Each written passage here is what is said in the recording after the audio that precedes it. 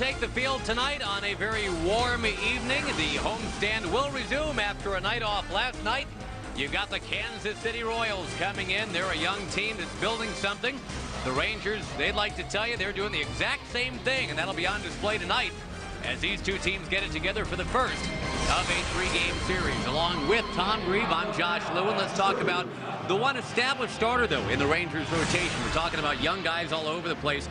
Kevin Millwood is supposed to be the veteran horse, the ace of the staff, and lately, Tom, it's been just too many pitches, especially early. I think that's exactly what it has been, Josh. And if you look at his early season performance, it wasn't very good. In his last 8 starts, he's gotten better as far as earned run average goes. His earned run average in his last 8 starts is below 4. But I think what you'd like to see from Kevin is more innings. Early in the ball game, too many pitches. In the last 2 ball games, he's thrown about 65 pitches total in the first 2 innings. He runs out of gas by the 5th or 6th inning. When you get your ace out there, you'd like to see 110 pitches, 115 pitches, and 7 or 8 innings. I think that's where Kevin needs to improve. And the Rangers trying to get him some run support. They'll do that tonight against the 23-year-old by the name of Kyle Davies, just acquired a couple of weeks ago from the Atlanta Braves. Last time he pitched here, by the way, Rangers lit him up. That was a couple of years ago. Michael Young had a couple of doubles off him, as a matter of fact. And Michael, as you can only imagine, is in Ron Washington's lineup tonight. It's the Rangers and the Royals going at it when we come back on FSN Southwest.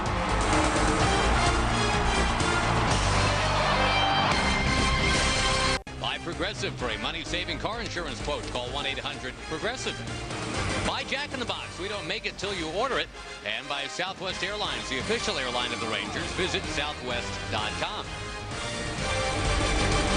Tell us 100-degree temperatures everybody was waiting for all summer long. They have arrived. They are still with us today as the Kansas City Royals set foot in the Lone Star State. And the Royals get into here having just won a game last night. Tom, they're playing better. I mean, they've got basically the same record the Rangers do. They're both 13 games under 500.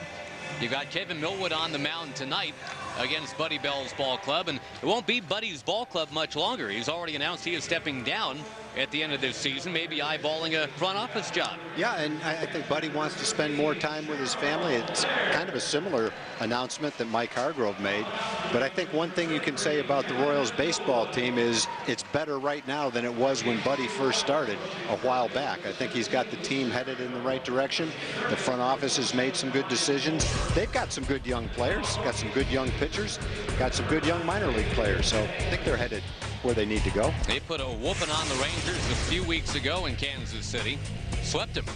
As a matter of fact, here's their lineup tonight, brought to you by Southwest. David DeJesus, Mark Grudzielanek, then Tian and Butler, Glode and Gordon, Emil Brown, Jason Smith, and Jason LaRue at the bottom of Buddy's lineup tonight. And we are good to go from Arlington. Laz Diaz says that's strike 1. On a 99-degree summer evening, here's your Rico scouting report. Kevin 7-9 this year. He has his ERA under 6. A lot of hits per innings pitched. 307 opponent's batting average. That's the 3rd highest among American League starters who have at least 20 starts. Marlon Byrd able to go get that one, and this is a nice start. Only a couple pitches needed to get that first out. Back on July 28th in Kansas City, Kevin had a bad start. 2 2/3, 9 hits, and 6 runs in that start. Yeah, and that pretty much, Tag, I think, was right in the middle of this malaise that Millwood finds himself in. The first innings have been such an issue. I went back, looked at the last 4 starts. 28 pitches, 20, 41, and 28 again. It's an average of 29 pitches per first inning. And again, you're looking to set a tone, right? Especially if you're the ace of the staff. You want to get out there and just slice and dice. Yeah, I think you want to set a tone for your teammates, that you feel good about the game, feel good about your starter. And you definitely want to set a tone for yourself, especially when it's 99 degrees out. And when you throw a lot of pitches in the first inning and it's that hot, that makes it tough. Boy, that ball is jumping apparently tonight. That ball just kept on going off the bat of Grudzielanek. He's going to coast in with a double. Hike his batting average up to 300 in the process. Didn't really look like a blast off the bat, but again, with this warm air tonight, You get one up in that jet stream to right center, it just might carry for you. Yeah, I felt the same way. I didn't know if anyone was going to catch it, but I didn't think it was going to carry that far.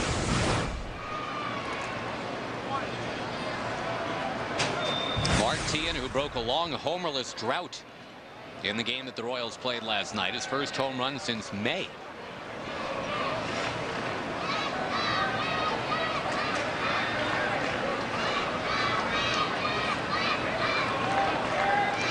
Teahen among the young guns that I guess you can talk about with these Kansas City Royals.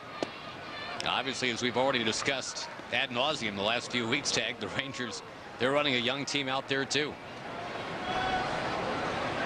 And not that Teahen's been around that long, but he has made his mark against the Rangers. No surprise to see El Diablo up there at the top on that list, Vlad Guerrero. Well, Teahen's been an excellent hitter this year with men in scoring position. In fact, the Royals have several guys. Teahen, Butler, Gload, all three of them have hit really well with men in scoring position. Teahen is over 360.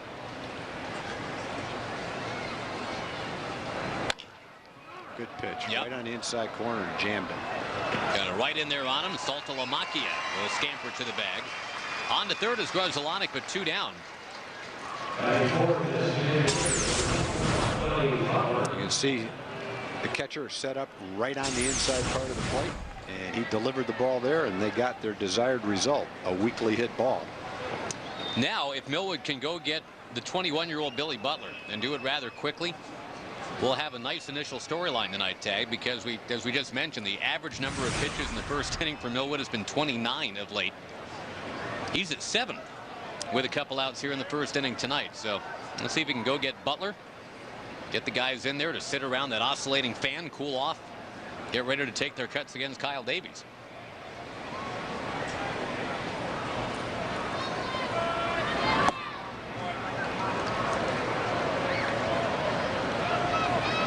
I mentioned the Rangers getting swept in Kansas City, and I'm sure there are other series this year, Tag, that haven't gone swimmingly, obviously, but the one that comes to mind off the top of my head, and I'm sure Ron Washington would back me up, the one you just like to fast forward through completely, is that 3-gamer in Kansas City.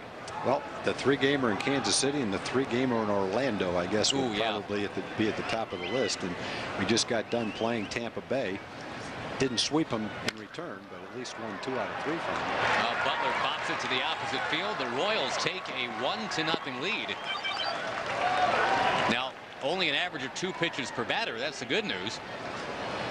But obviously, you're looking at the bad news here. It's 1-0 KC.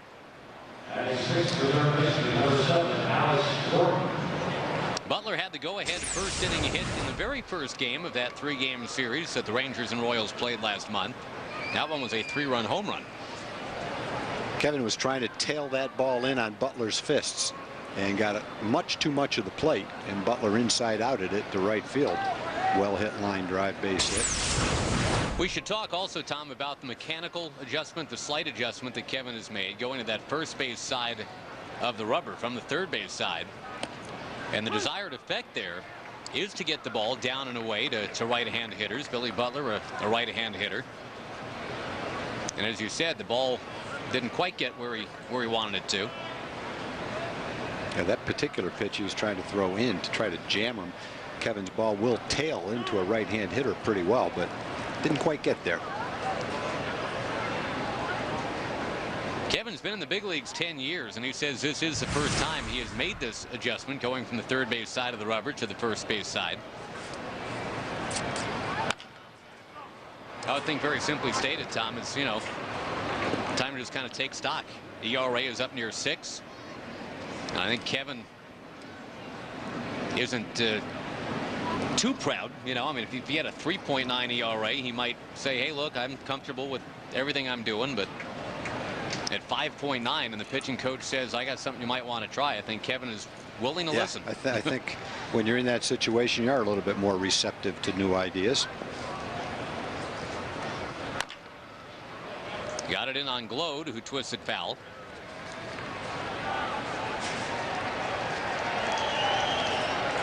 Well, that off day yesterday for the Rangers after a 9-1 win on Sunday night. You always hate the off day after you just beat up on somebody 9-1. Like keep the good times rolling if you can.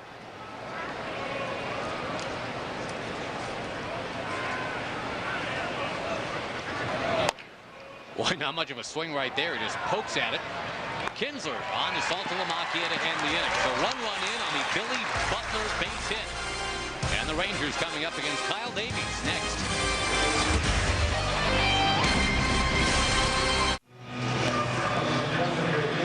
Rangers and the Royals go to the bottom of the first inning. The Rangers have been outscored by a bunch in the first inning this year. It's now 89-46.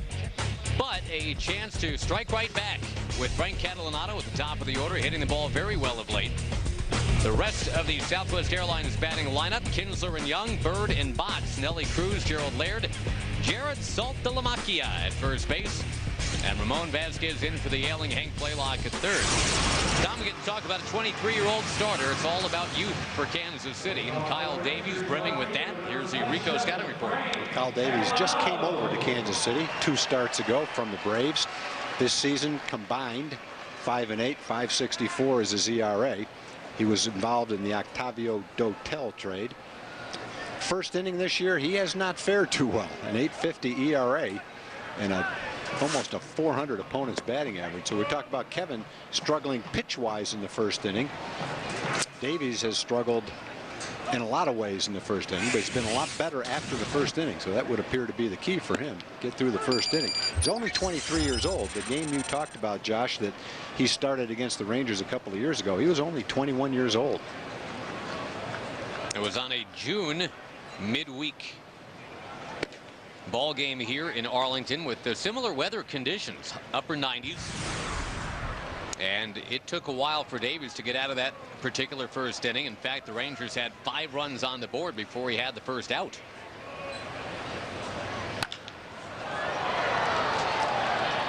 Catalanato fouls it.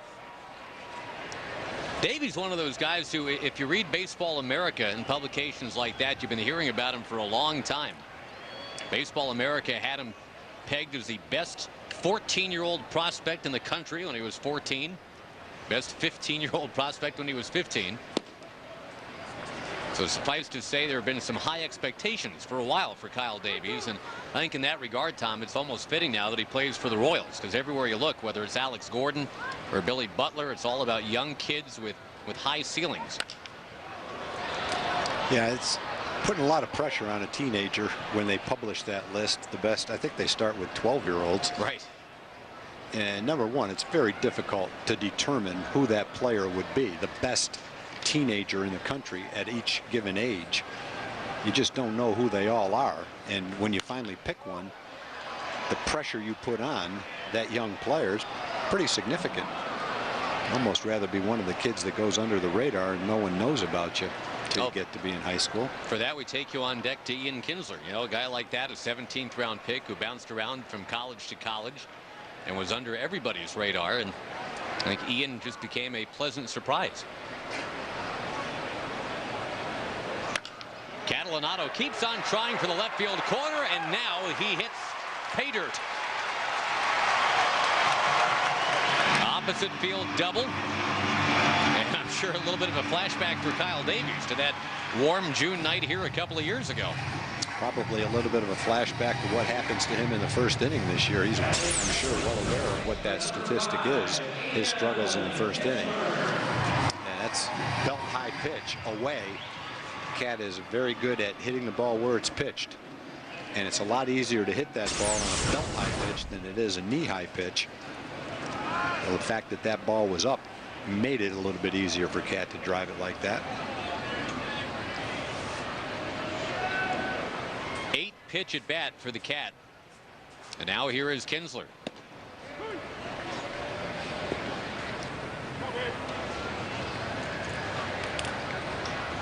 We had mentioned during the pregame show, Tom, one of those under the radar kind of stats about Ian. The errors have all but vanished for Ian. He has no errors since coming off the DL. He's hitting the ball well since coming off the DL. I guess that's the kind of thing you do notice, if that batting average is going up and up.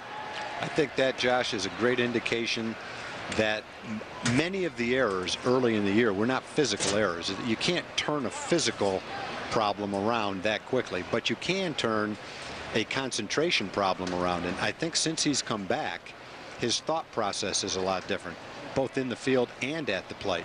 He hasn't been trying to pull the ball as much. I think hitting at the top of the order is good for him because he has to work at moving runners, seeing more pitches. He's perfectly capable of doing that. There's the numbers since the break.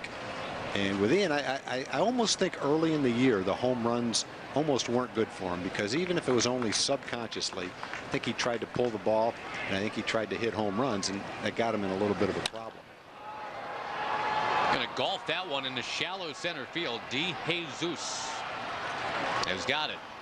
But it's nice to see the defensive part of it turn around, because the one thing we really need to do as a second baseman, unless you're Jeff Kent, and provide that kind of offense, you have to play steady defense. And concentration is a big part of that, and Ian is doing just that right now. Well, and I agree with you, Tom, about, kind of lulling himself maybe into that thought process where, hey, I'm jacking home runs over the left field wall about every other game, so why not just keep trying to do that? I'll have 81 home runs. I mean, it's kind of a logical way of thinking, and you can't help but think things in your own mind. You never say them, you try not to think them, but you go, let's see, I've got 9 home runs in April. All to left field. If I hit 9 home runs every month for the rest of the year, let's see, 9 times 54 home runs. Well, even if I only hit half that many, I've got 27. I mean, your mind starts thinking that way, and then subconsciously, that's the direction that you get from your brain, and all of a sudden you're trying to do things that you're really not in a position to do. And I think Ian's gotten back on track now, driving the ball to all fields. And as Yogi Berra supposedly said, how can you think and hit at the same time? There's something to that, though. Do your thinking before you go up there, and then kind of have a plan, but then see the ball and hit it. Something to be said for that, as long as you've got an overall plan.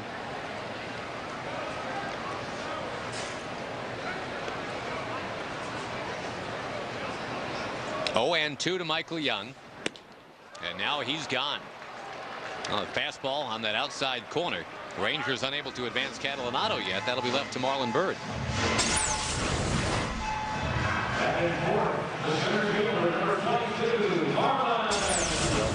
Fastball right there. Even salty shakers are getting in on doing the Bird. Cross-pollinating fan clubs there.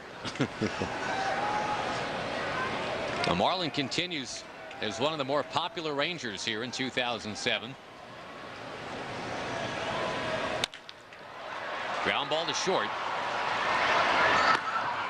And that is that in the bottom of the first. Jason Smith makes the play. The Rangers waste the leadoff double. We're at the end of 1. The Royals lead it 1-0.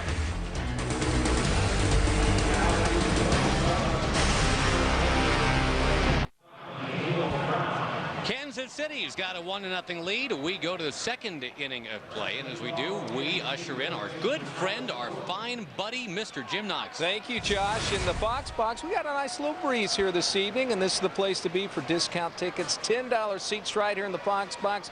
Call now, 972 Rangers for September 3rd, 4th, or 5th games against the same Kansas City Royals. They're coming back to town early September, so call now, 972 Rangers. And we have a group of girls from Hunting Grove in the Fox Box this evening. You guys stand up, please. Thank you very much. What brings you to the game? It's her birthday. We wanted to come out to the Rangers game and sit in the Fox Box. Whose birthday? JC's. JC's. How old are you, JC? 17. 17. Well, good to have you here. Any big plans after the game? We're going to go to Sonic. Sonic. Oh, yeah. A nice sponsor here for the Rangers. Yes. Okay. Well, we checked that one off. That's good with you, Josh and Tom, right? That is absolutely. Yeah. What is the special this month anyway? We'll get that to you. That would we'll be get the that. Southwest Breakfast Burrito. Wow. Breakfast burrito. Tom, you're good. Hopefully the game will not be that long, but breakfast burrito. You guys need to try that out, okay? All right, good to have you. Thank you very much, Josh. All right, Jim, thank you very much. It's a very precise pronunciation of the word burrito. Alex Gordon takes up to high 1-2. We are looking forward to heading out into the bleachers amongst the Ranger fans on August the 29th. August the 29th. All right. Yeah, please make sure you write that Gotta down. note that. Dress appropriately. That one's high, 2-2. You know, that's our chance to bring baked goods for everybody else. You realize that? I mean, maybe you and I ought to think about baking up some cookies or a pie or something. Well, I guess we could think about that. I didn't say we had to do it. I'd defer to my wife on that one rather than force someone to eat my cookies that I make. Or your other baked goods. You can get that kind with the dough. You just slice it off and put it in the oven. You can make that kind. Yeah. Those aren't bad. No, we'll just go grab an Entenmann's and just roll it out there and say, Tom made this. August 29th. We'll see you out there. That'll be a good time. The 3-2. Got him. Alex Gordon out of there. The veteran strikes out the kid. When Kevin is pitching well, this is a pitch he utilizes a lot to left-handers. The backdoor cut fastball.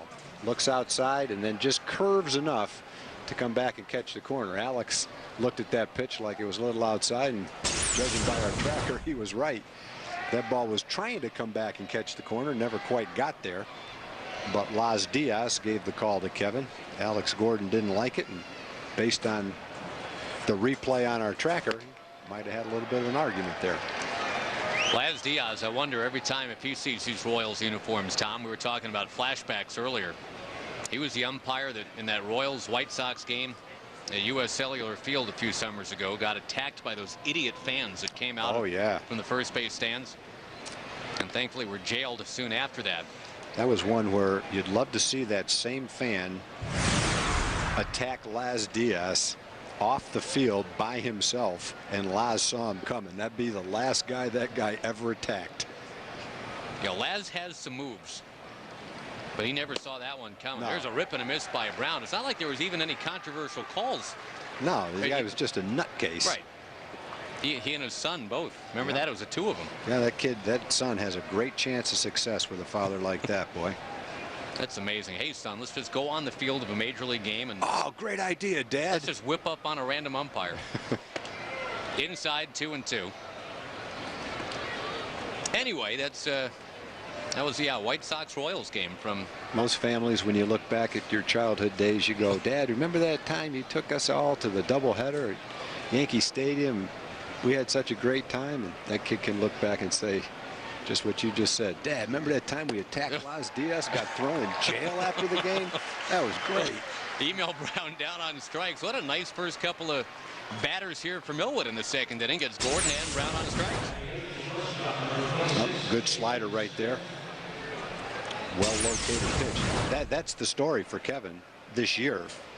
More often than not, he just hasn't had the command that he needs to have to really be successful, and that he's had throughout most of his career. Just hasn't been there for him this year, start after start. It's been there occasionally, but not enough. You gotta hope, I mean, plain and simple, I guess, Tag, that this is simply the mulligan year. You know, I mean, the year that Kevin Millwood's going to just want to blot out, and it was a one-year aberration. Everything that could have gone wrong did go wrong. Because obviously this season, I mean, the Rangers are not holding a World Series parade late October this year. Yeah, if you're going to have one bad year and then win 20 games, you might as well have the bad year in a bad year. Make 20 wins a good year for everybody. Get it all out of your system, and that goes for Vicente Padilla too. I mean, the combo of Millwood and Padilla last year, that was 31 wins. This year it's been 10.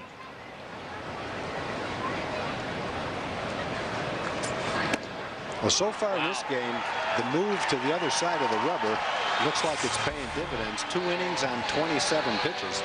And remember, he's been averaging 29 pitches just in the first inning. He's got less than that, and he's through 2. 1-0 Kansas City.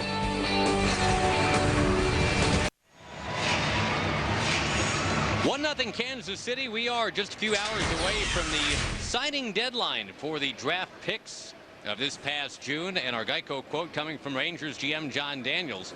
Cautiously optimistic. Hopeful we'll sign all of our top picks. There's got to be some give and take on both sides, and I turn it to you, Mr. Former General Manager. These can't be easy hours for John Daniels or the Rangers. They want to get something done with a lot of guys right now. Well, they want to sign everybody, and if you read between the lines, I think what John is saying is he really wants to sign the players and he's got the feeling that the players really want to sign with the Rangers. There was probably a large gap in what the Rangers offered and what the player was asking for a month and a half ago. There's been negotiations. The player has come down. The team has gone up. And now they're pretty close, but there's still a significant gap. Maybe it's $100,000. Maybe it's several $100,000. The gap has been narrowed. The time is short. And I think what John is saying, I'm optimistic that maybe there's a little give and take on both sides and we'll get a deal done. That's generally what happens. Most players drafted high like that sign. Occasionally they don't, but most of them do, and hopefully the Rangers will be able to sign all their guys. Blake Bevan obviously is the bell cow. He's the guy that everybody is talking about. He's a local kid. But well, we'll see how much of a $1 million arm it actually becomes. Botts is down on strikes. Been a bunch of strikeouts in this game already. 2 for Davies and 3 for Millwood. That's a real good changeup. That ball dove away from Botsy and had a good change of speed on it. When you look at the draft as it stands today, there's a slotting process. We mentioned this the other night that's never been there before in the draft. Generally, it's kind of every man for themselves, but now there's a slotting process that they have, and it's not a rule and it's not official and nothing happens if you don't adhere to it, but it's geared to try to get teams to limit what they spend in the free agent draft on young players, many of whom never see a day in the big leagues. Easier said than done, but with that slotting process and a deadline to sign your players of August 15th, what's happened is the teams have a little bit more bargaining power.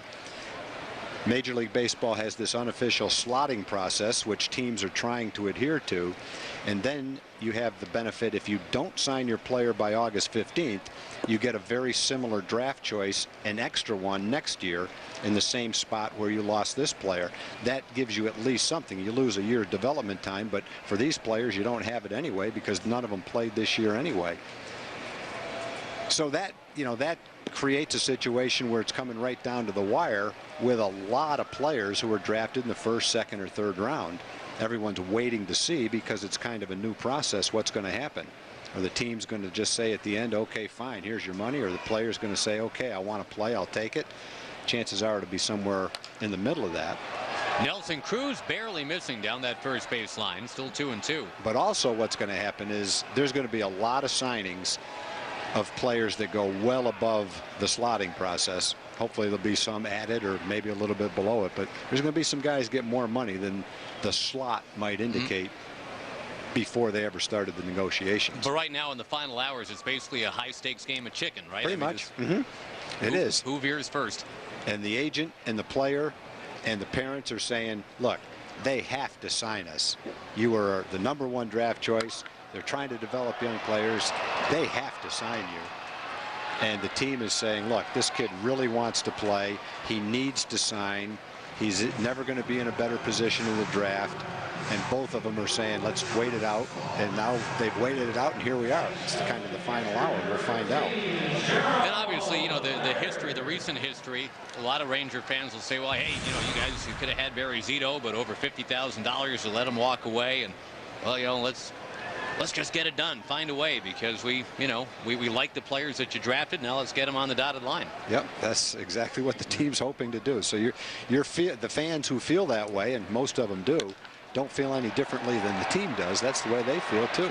Laird socks one into the alley in right center field, and Gerald going to second base with 2 outs here. Good for Gerald. He needs to get going again. 5 for his last 33, and a 2-out double to bring up his competition for the catcher's job, Jared Saltalamacchia. Good job of hitting. Fastball, outside corner, drive it the other way. I think it's actually a fascinating little sociological study going on right now, Tom, that Laird has unwittingly steered into. How will this guy respond when pushed hard? You've got a 22-year-old switch-hitting catcher that was essentially traded for Mark Teixeira, that is now in the picture and literally batting right behind Gerald Laird when Gerald plays. Gerald is being challenged to put his very best foot forward. And Gerald obviously wants to keep that starting gig. He wants to see, he loves Saltalamacchia. Everybody has become big Salty fans already, but he'd love to see Salty go to first base at some point because, let's face it, Gerald wants to be the catcher for the Texas Rangers. Well, all these kids faced the same kind of competition when they were in high school. They all wanted to be drafted. They all wanted to be drafted high. They wanted to go into the big leagues. Some of them went to college, but all of them that you see, most of them were drafted, some of them high. Gerald was a high draft choice, so they faced a lot of pressure in that situation. Then they had the pressure and the competition of playing your way through the minor leagues and getting to the big leagues. But then you have the pressure of staying in the big leagues, and there's no promises and nothing guaranteed that because you're a starter one day, you're going to be a starter the next day. And Gerald's at a stage of his career where he does have to improve his performance to keep his job. But that's the name of the game, not just in baseball. It's the name of the game in life. Sure. There is competition. And I don't doubt for a second that Gerald is competitive and can meet that challenge to the best of his ability.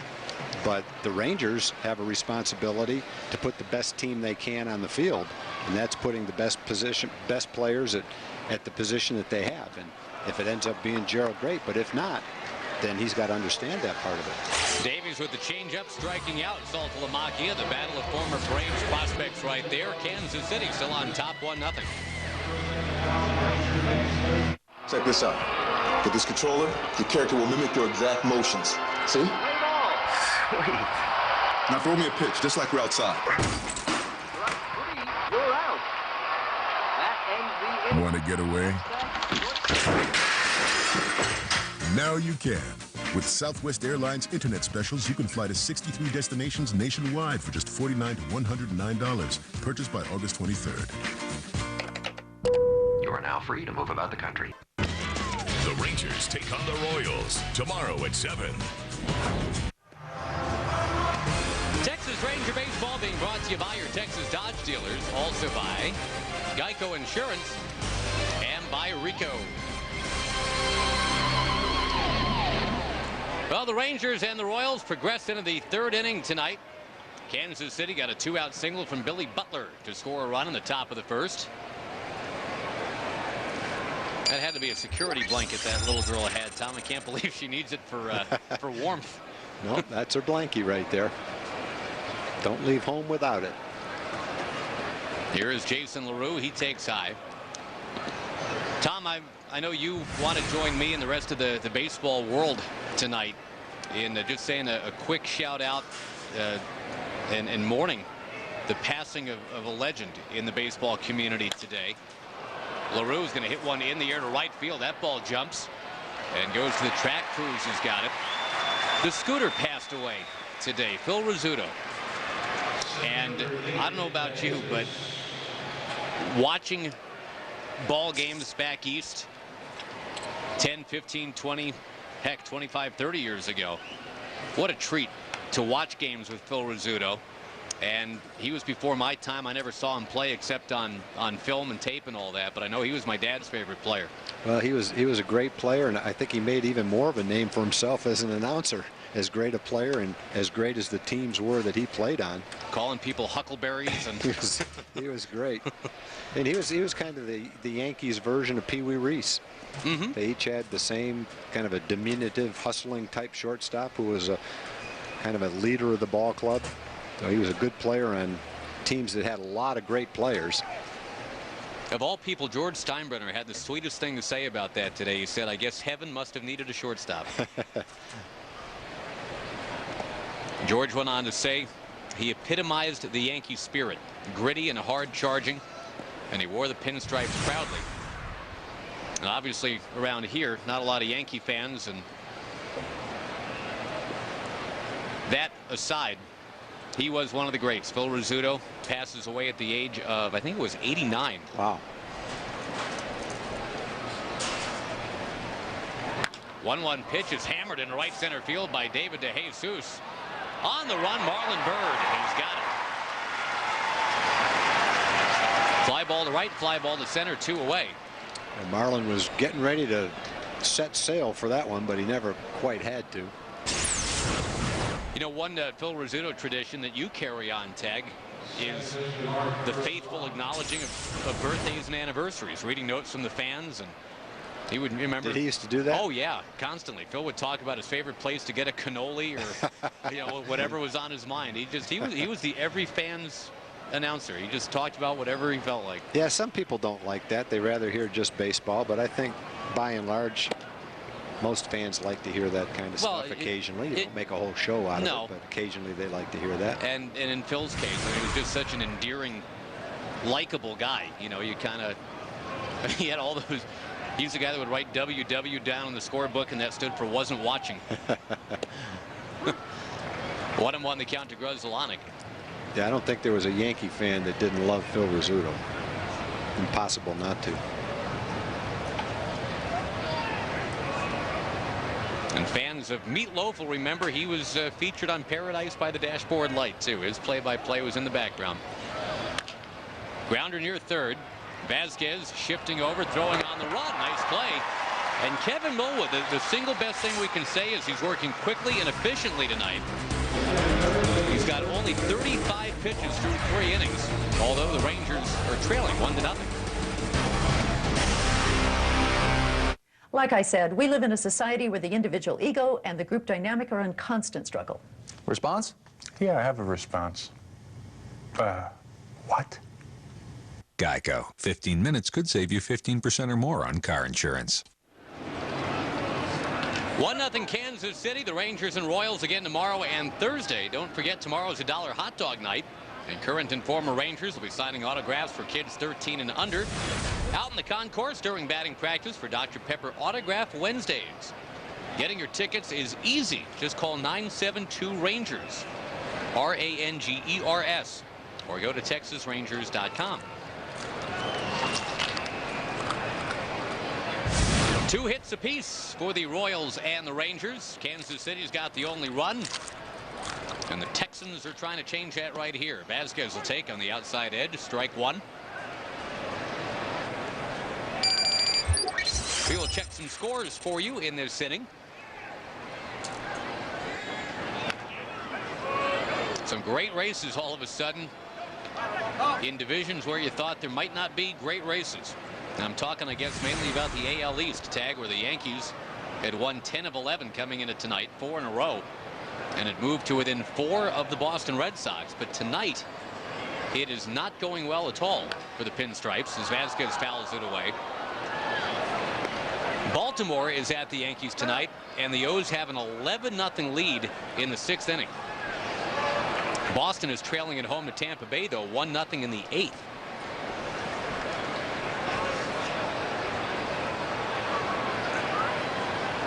Vasquez takes a called third strike. Davies. Nice curveball. Yeah, bends that breaking ball in there. Third strikeout once through the order. Jack in the Box will show you the up-to-date playoff races. Look at the Mariners hanging right in there in the West. Indians and Tigers in a flat-footed tie in the AL Central, and in the East the Yankees are 4 back for now. In the game tonight, Tom, between the Devil Rays and the Red Sox, John Lester, who was beaten cancer and gotten back in that rotation, he's got a 2-hitter through 7 innings, but he's losing 1-0. Scott Kazmir's got a 4-hitter through 7 innings and a 1-0 lead.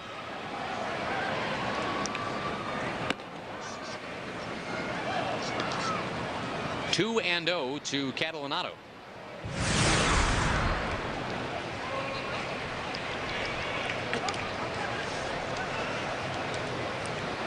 The former Blue Jay. The Blue Jays got a 4-run first inning today, Tom, and that's all Roy Halladay needed. The Angels lost 4-1 in Toronto. That was Joe Saunders' first loss all year. He's now 6-1. Seattle with a chance to gain. They've got Horacio Ramirez on the mound tonight against Matt Garza in Minnesota. White Sox are at Oakland.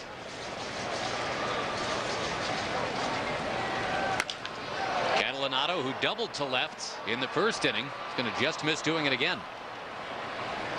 You know, there are a lot of people that speculated that the Angels had offered Casey Kochman, their first baseman, and Joe Saunders for Mark Teixeira. People thought, boy, with two two ready to play in the big league young guys, why wouldn't you make that trade? And I think the other thing that came out of it was that probably wasn't the offer that the Angels made, that trade was never there. That was just a speculation on the part of the media. It wasn't Joe Saunders they were wanting to trade. It was Ervin Santana. That turned out to be a little bit different ball game. And last year's version of Ervin Santana, you might have had something there, but I don't think you know what you're getting with this year's version. No. Ground out from Catalinato. Kinsler coming up. People say he's the Angels version of Ramon Ortiz, who was a very good pitcher early in his career with the Angels and then kind of mediocred himself to several different teams. I don't know if that's what Ervin Santana is or not. The one thing Ervin Santana's never been able to do is pitch on the road. That's a little bit worrisome. Because if, in fact, it's not just the home thing, but it's pitching in Anaheim, then you trade him from Anaheim, where you're not pitching much anymore. Then you got a problem. That was the problem with Chan Ho Park. I was just going to say the Rangers have been there, done that. Exactly. At the line, nice stop by Gordon, and his throw is going to be in time to get Kinsler. The stretch at first by Glode, and that was spectacular at both ends. Well, the Rangers have now been set down in order for the first time, and it took this artistry to make it happen.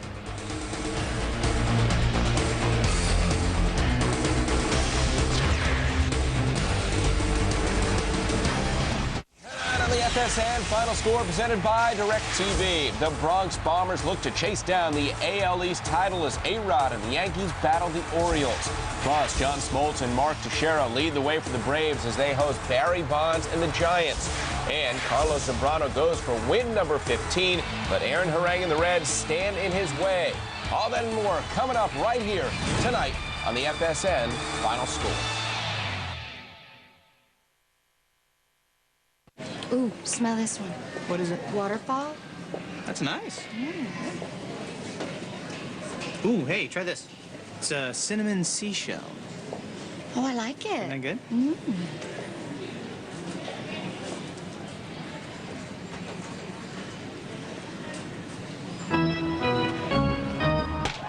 Another perfect day at the park. See the Royals Wednesday. It's a $1 hot dog night and a Kids Dr. Pepper autograph Wednesday. Aflac!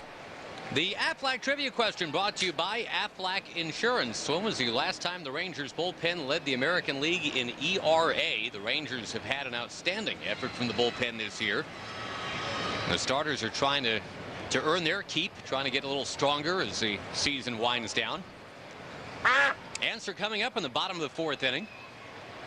We're talking about the young Royals team and one of their young pitchers, Kyle Davies, on display tonight, having just been acquired from the Braves.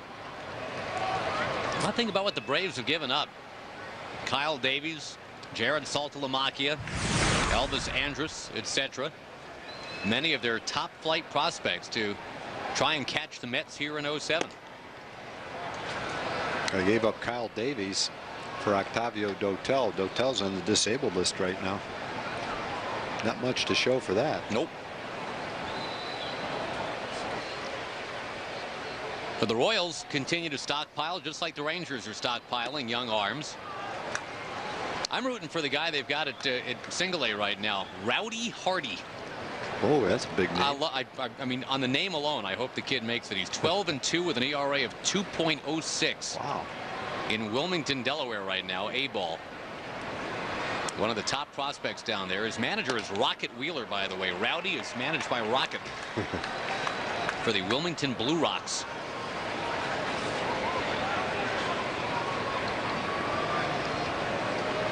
But going away from our youth is served motif, Kevin Millwood, a guy that's been at it now for 10 going on 11 years in the big leagues. He's just trying to finish strong, and he's off to a nice start tonight, isn't he? Another called third strike. Tien is out, and we go to Jim Knox. All right, thank you, Josh. These boys and girls having a good time tonight, yes, and also having a good time earlier this summer. They took place in the Ozarka Kids Clinic, put on by the Texas Rangers as well. Mary Perez, Northside Boys and Girls Club. These guys and girls had a great time there, and they learned a lot, didn't they? Yes, they did. 100 of our kids were able to participate on the field with Texas Rangers and their coaches, and it's a wonderful opportunity they would not have had otherwise. Exactly. What is your name? Brianna. Brianna, what did you learn? I learned how to catch the butterfly ball. The butterfly ball. The thing is, you have to, they say run, and you run into the field, and then they say cut, you turn, you look at them, and then they throw the ball, and you have to go like that. Very good. All right, well, appreciate that. Tom was an expert on that. You know Tom Grieve? He was an expert on catching the butterfly ball. All right, good. All right. Thank you, Jim. Appreciate it. Thanks, Jim. Thanks to Ozarka, too. Billy Butler, the batter. He's the last Royal to reach base. That was with that opposite field RBI hit in the first inning.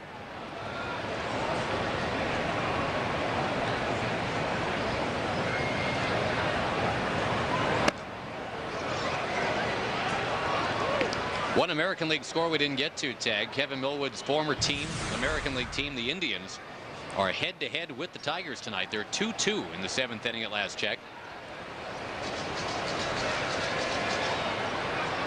What's your gut? Who wins that division? Well, I think you asked me that question about 6 weeks ago, and I thought it was the Tigers, but it's tough to pick the Tigers right now, the way they're kind of free-falling, but Cleveland's not playing that much better either. So if I had to pick someone in that division, boy, I guess I'll stick with the Tigers. I'd love to say Twins just to be a totally contrary guy, Yeah, but the Twins are not playing well. It doesn't quite. Their opportunity has been there. They just haven't taken advantage of it. They've lost 5 straight. They're now 7 back. Yeah. And they're 2 games under 500. But you're absolutely right. Both the Indians and the Tigers have lost 7 of 11. And the Twins have all actually fallen back by a game since then.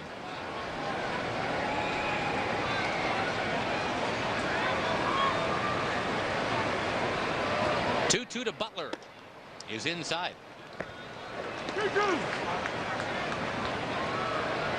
Butler batting 4th in the middle of the Royals lineup. He's 21 years old. They thought he could hit when they drafted him, and they were right. He zoomed through the minor league system. Here he is batting 4th already at age 21.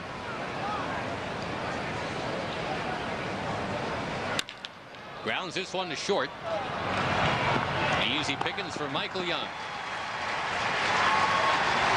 Same 2 teams go at it tomorrow night, and the Rangers are going to try out Vicente Padilla tomorrow, bring him off the DL back from his rehab. And let's face it, Tom, the rehab has not gone well. The pitching matchup brought to you by Panda Express Orange Chicken. Well, the Rangers basically understand that, and they've said, hey, look, his rehab time is up. You can only be there for 30 days, and there's nowhere else to go other than to the big leagues, so they're going to put him right in the rotation. With 2 down, here is Ross Glode. But based on the way he's pitched and how much he's pitched, it wouldn't appear that he really is ready to be successful in the big leagues. He's going to have to jump it up a notch in performance to go from Double-A, where he wasn't pitching well, to having success at the big league level.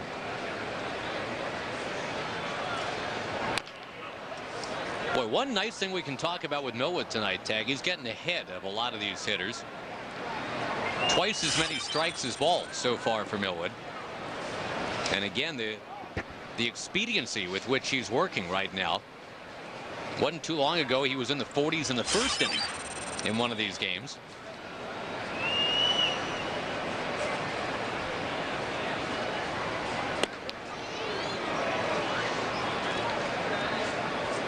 Well, the early results would seem to indicate that the move to the other side of the rubber has really allowed him to have better command. Either that or it's just a coincidence, but I think the move to that side of the rubber has had a lot to do with it, especially because Kevin feels that way. It gives you confidence that you can locate the ball where you want to. That's half the battle in itself.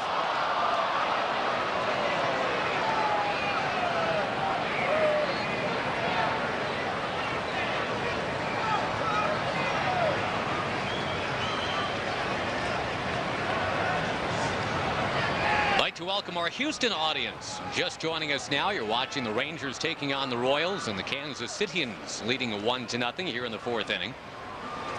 First inning RBI hit from Billy Butler. It's the only run of the game so far on a steamy night in the great outdoors here in Arlington this evening.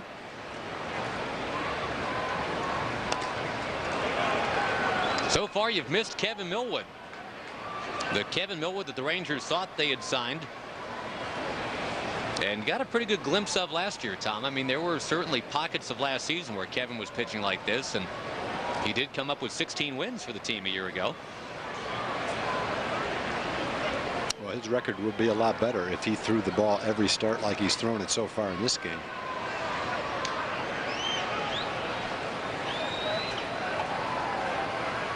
One-two is tapped slowly to short.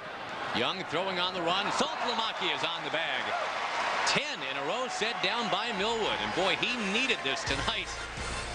Only problem is the Rangers are not supporting him quite yet. It's 1-0 KC. Hey, boss, do we have Aflac? Nah, we have something else. But if you're hurt and miss work, does it pay cash like Aflac does? Nah. Or let you spend it any way you want, like for gas and groceries? Nah. Or help with everyday bills like Aflac does? Nah. There's only one Aflac. Ask about it at work. Nice try, boss. Back to our Aflac trivia question. We were talking about the Ranger bullpen. The last time the Rangers bullpen led the American League in ERA, it was not that long ago when the Rangers were setting it up with Frankie Francisco in the 7th, Carlos Almanzar in the 8th, and Coco Cordero in the 9th in 2004. And the Rangers are in 2nd place in the American League this year. Tell you what, though, our old friend Mr. Gagne has pushed that Boston Red Sox ERA north a little bit. I feel horrible for Eric, but it has not gone well at all since going to Boston. He's given up 7 runs in 4 innings. He had given up 7 runs all year here as a Texas Ranger. Yeah, I know. That's really kind of a bad turnaround for him. Rangers have the middle third of the order up in the bottom of the 4th. Down 1. Michael Young powers up, goes to right field with it. That ball is going to go! Home run, Michael Young!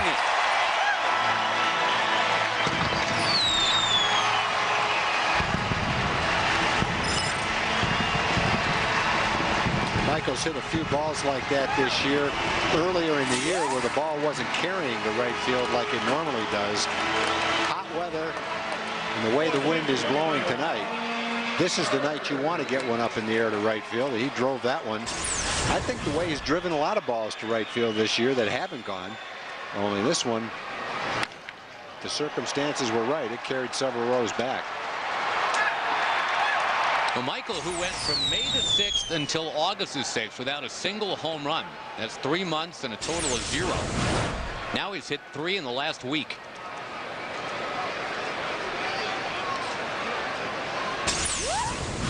Tie ball game here in Arlington. Boy, what a difference, Tag. In the first inning, Davies had Michael 0-2, struck him out. This time it was 2-0, and Michael got him.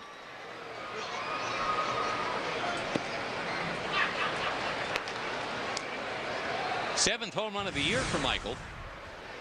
But again, you had that 3-month drought right in the middle of the season.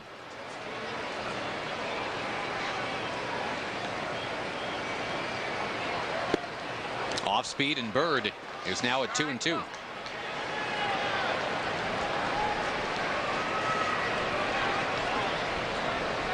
So it took a while, but the Rangers do get a little bit of support mustered for Kevin Millwood. Kevin's been looking terrific tonight.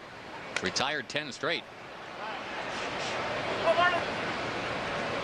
And again, especially on a steamy night like tonight, the MO is to get your work done as quickly as you can. Let the guys get off the infield, off the outfield, get back in that dugout, get ready to hit.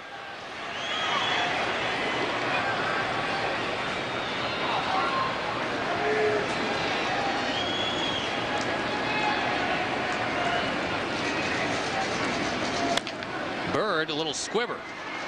He's giving it all he's got. He is going to be safe as the throw gets away. You can call that error for one reason, because of the way he got down to first base. Grzelcyk, with a lot of hitters, would have had plenty of time to make that play. But as a second baseman coming in after the ball, you can see the runner out of the corner of your eye. And he knew that Bird was closing in on the bag. And right here, he's got to get it over there quickly. And that led to a bad flip.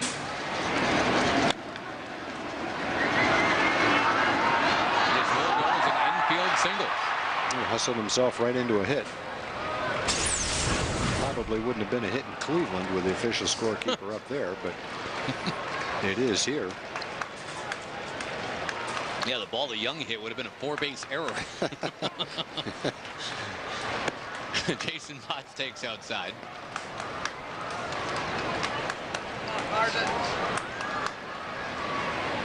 On the scoreboard tag, a team that was the hottest thing going. Not so much tonight. The Arizona Diamondbacks, they do have a pair of home runs from the other Chris Young. Numbers 20 and 21. What a year for him. But it's 14-2 Florida after 4.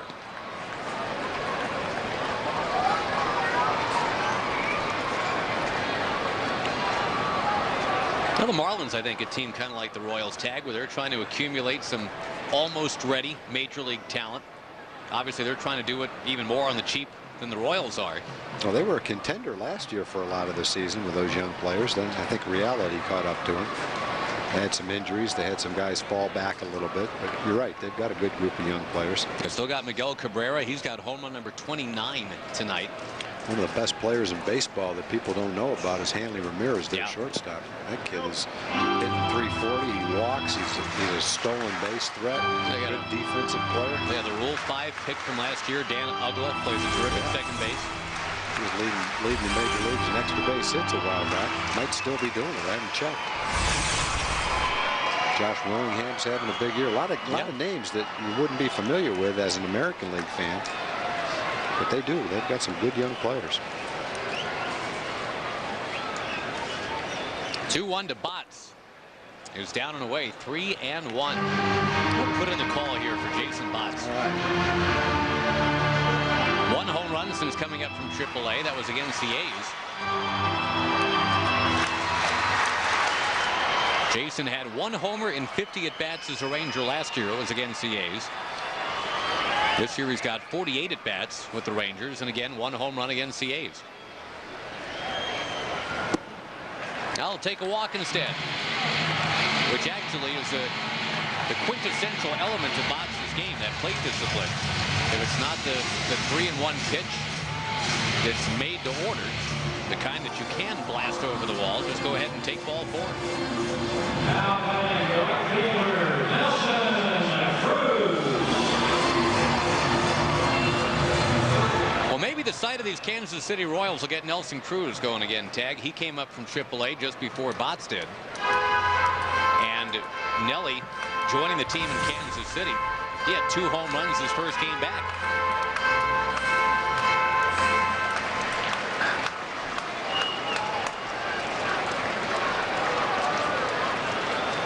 Lately, though, it hasn't been happening for Nelson. 3 for 23.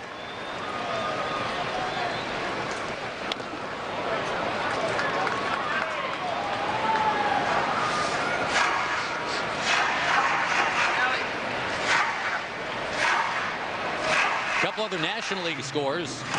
The Nationals trailing the Philadelphia Phillies 3-2 in the 8th inning.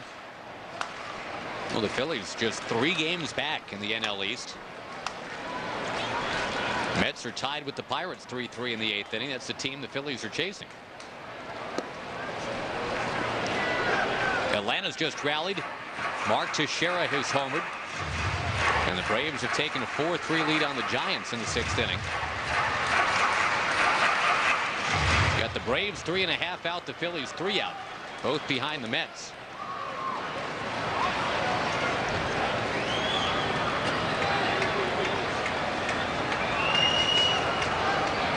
Nelly showing bunt, and he pops it way up there for the out. Well, they gave him a chance to swing early in the at-bat, and they called on him to bunt 1-1, and that was simply stated not a good bunt. What you don't know for sure is whether they called for the bunt. Oh, that's true. Or whether he just bunted on his own. I think if he was going to be sacrificing, well, I don't know for sure, but generally if you're going to be sacrificing, you'd be sacrificing right off the bat. As it was, you can tell that bunting is not a proficiency that he's mastered yet. He is not proficient at the bunt, just by the form. Yeah, very mechanical setup to it right there. Jabbed at it right at the end. Well, a guy who does bunt exquisitely is at the plate right now. Well, you're not really looking for that here. Gerald Laird. Although Gordon playing behind the bag at third, not out of the line of possibility that Gerald could drop one down for a hit. He's done that 9 times this year.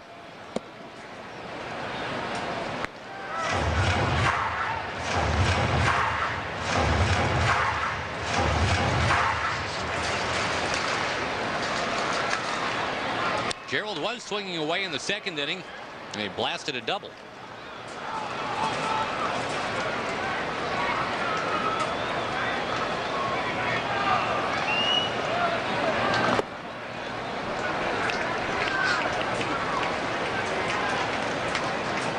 This inning starting with a Michael Young home run.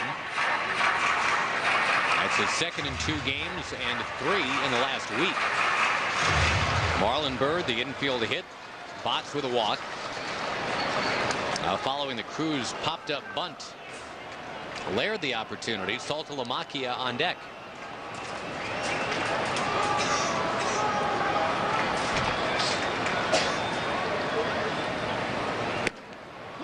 High strike, 2-1.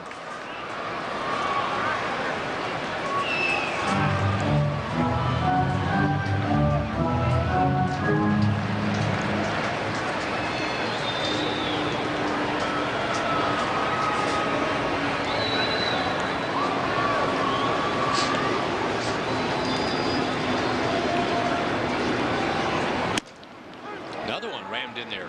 Outside corner, inside corner. Seems to be a little bit of a pitcher's strike zone so far tonight.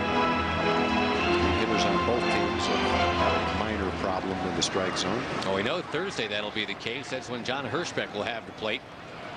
And he's always the guy that kind of hunts for strikes.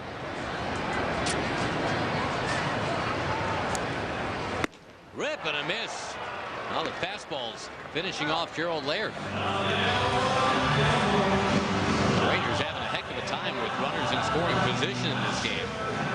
They're now 0 for 6. Check the pitches out. Breaking ball down for sure. Another one way down. 2-0. This is a high strike. Pretty close to being a strike, maybe an inch off the plate. Inside corner, about the same thing. 2 tough pitches. And then a high strike. The one he swung at looked high, but it was a strike. The 2 before it, you just have to tip your cap to the pitcher. 2 pitches that just barely touched the strike zone. 1 inside, 1 outside. Get ahead 2-0. You're hoping to see a better pitch to hit. Even though they were all strikes, none of them were really good pitches to hit. Davies has 5 strikeouts now. Millwood has 4.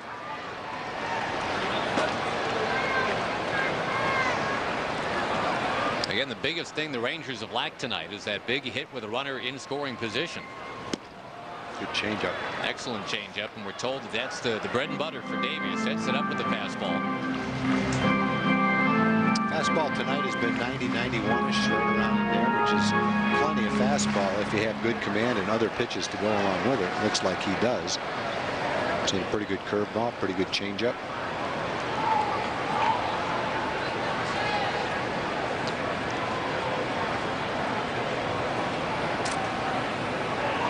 Saltalamacchia to right field. But there is Tian. And the Rangers now 0 for 7 with runners in scoring position. However, a Michael Young homer ties this thing up. It is 1-1 at the end of 4.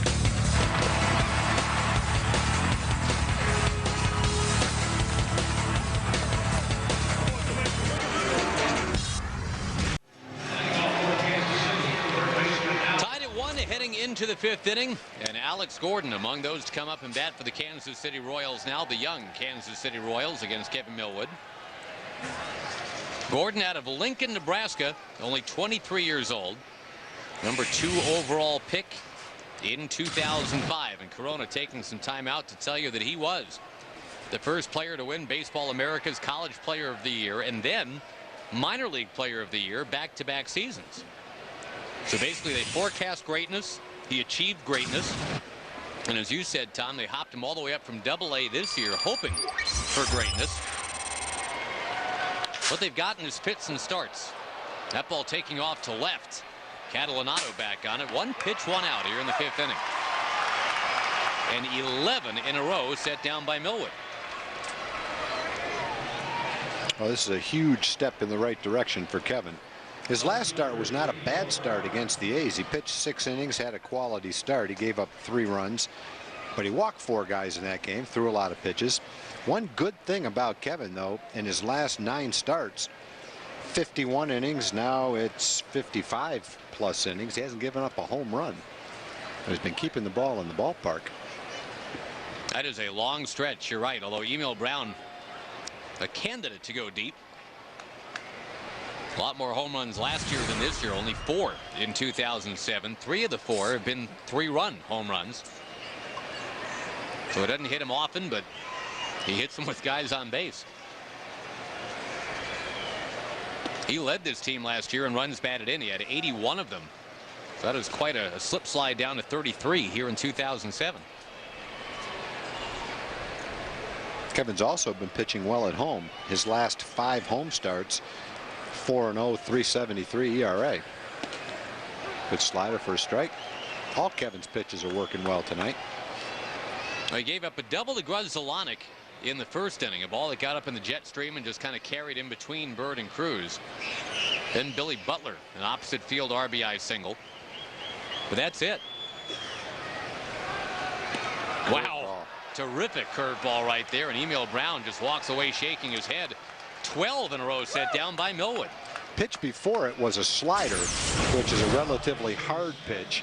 Then he threw a breaking ball, which was a slower pitch, and Brown was fooled on it almost like you would be on a changeup. Curveball is not as fast a pitch as a slider. No walks for Kevin tonight. 5 strikeouts now.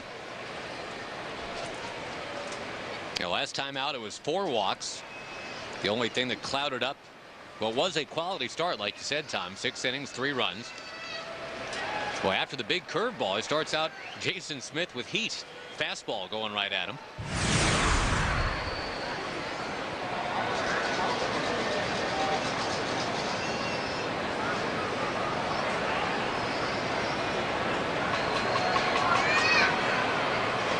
One thing you can't say with a good start against Kansas City, oh well, big deal, it's Kansas City, because they're a lot better than that right now.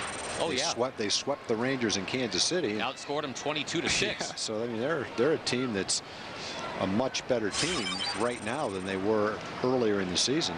They're a team that can score some runs. Buddy Bell's got the Royals playing pretty good baseball right now. Yeah, last year they had 52 wins only as of a couple days after Labor Day. They already got their 52nd win banked here in 07. So it looks like their streak of 100-loss seasons will end at 3.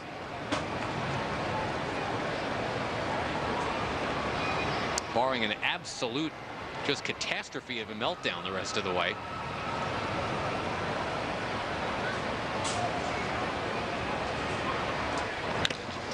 Hard foul, 2-2.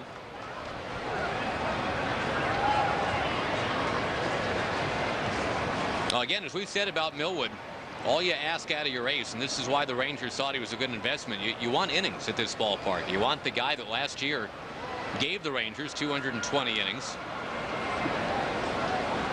And he's proven he can do that in his career. He had that 10-inning game a few years ago as an Atlanta Brave. Guy has pitched a no-hitter. That for the Philadelphia Phillies. You just want a guy you can rely on to give you 7 or even 8. Boy, just got a piece to Smith. And I might be wrong on this, Tom, but I think what's as frustrating, if not more frustrating, for Ron Washington this year, it's not the fact that the ERA is 5.9, because he's got a team that can score 6 runs a game a lot of nights. Just the fact that a lot of times Millwood has had to leave the game in the 4th or 5th inning. Yeah, probably a combination of both of them, but definitely you want Kevin to pitch into the 7th and 8th innings more often than he has, for sure. Left that breaking ball outside, 3-2.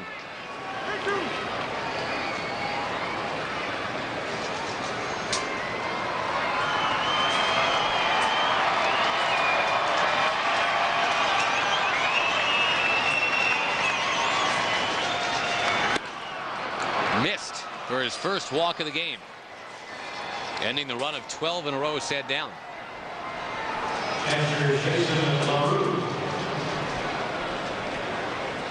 Well, the Orioles now leading the Yankees 12-0 at Yankee Stadium.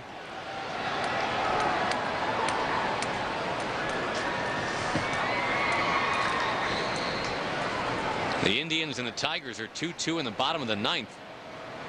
And the Devil Rays, Tom, are still clinging to that 1-0 lead at Fenway tonight, beating the Red Sox in the ninth inning. That'd be something if the Yankees and the Red Sox both lost. One of them 1-0 and one of them 12-0. Perfect example of it's only one game in the standings. Yeah, that's right. Angels have already lost. They made 4 errors today. And Toronto beat them 4-1. Roy Halladay goes to 14-5.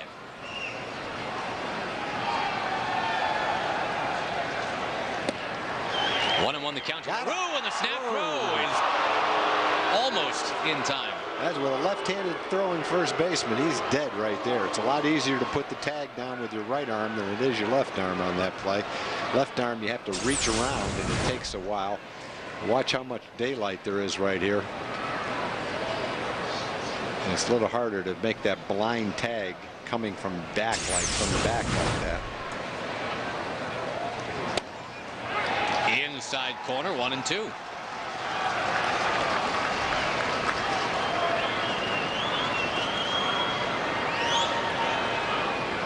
Rough year for LaRue, a guy with plenty of Texas ties.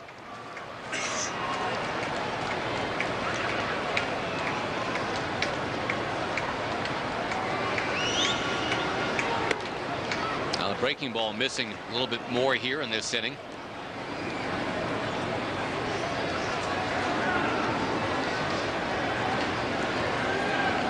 Jason LaRue, who's at a Smithson Valley High down in Spring Branch, Texas, and a product of Dallas Baptist.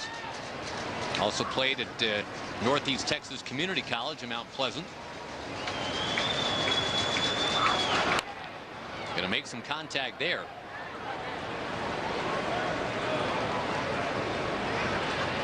LaRue spent a lot of time with the Reds. He was drafted by them way back in 1995, 5th round pick.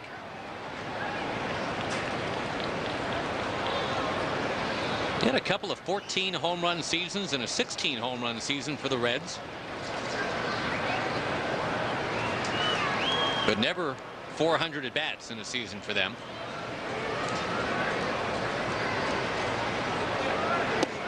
Kevin Millwood strikes out LaRue. He's got a half a dozen strikeouts, and we stay tied 1-1 halfway through it tonight here in Arlington.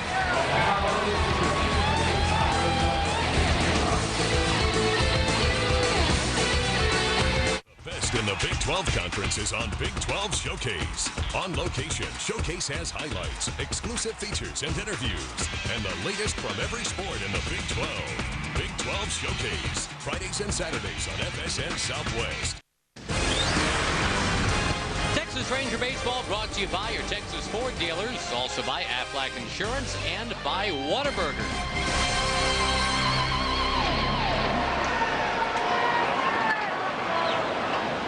Keeping cool on a warm Tuesday night here at Rangers Ballpark in Arlington. The Rangers and the Royals are tied 1-1. Kevin Millwood tag, I guess, has emerged as the dominating storyline tonight. We had mused, how would he do in the heat? Could he prove that, yeah, he's still got plenty left in the tank this year? It's not a total lost cause here in 07.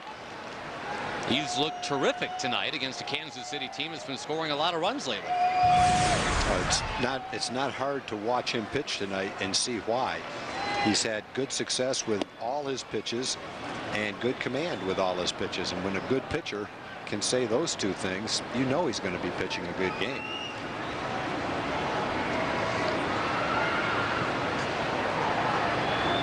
'23-year-old Kyle Davies now at 2-1 on Ramon Vasquez. Ramon, another one of those Rangers who you're just kind of hoping gets it going here. 4 for his last 32.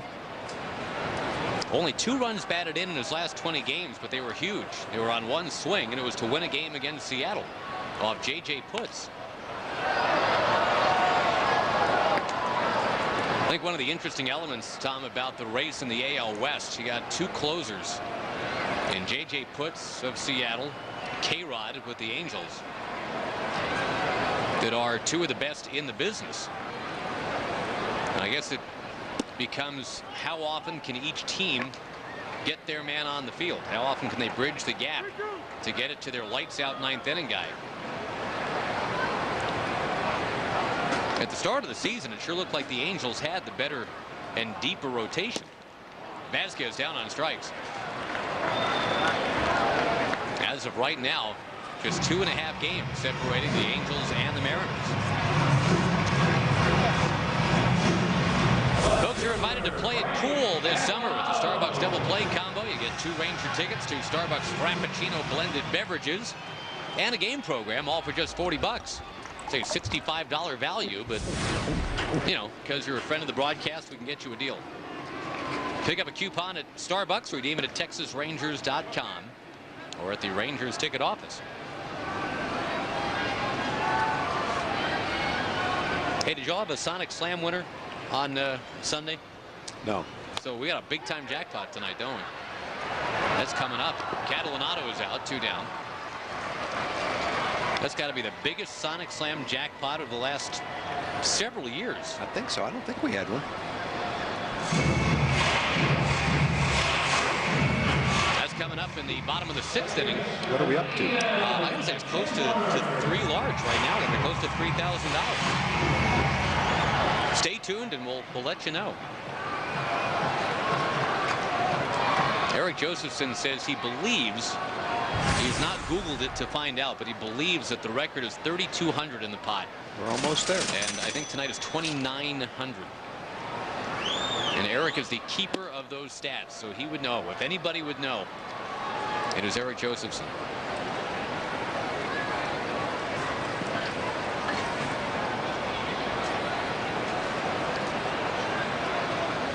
Want to know the count to Ian Kinsler?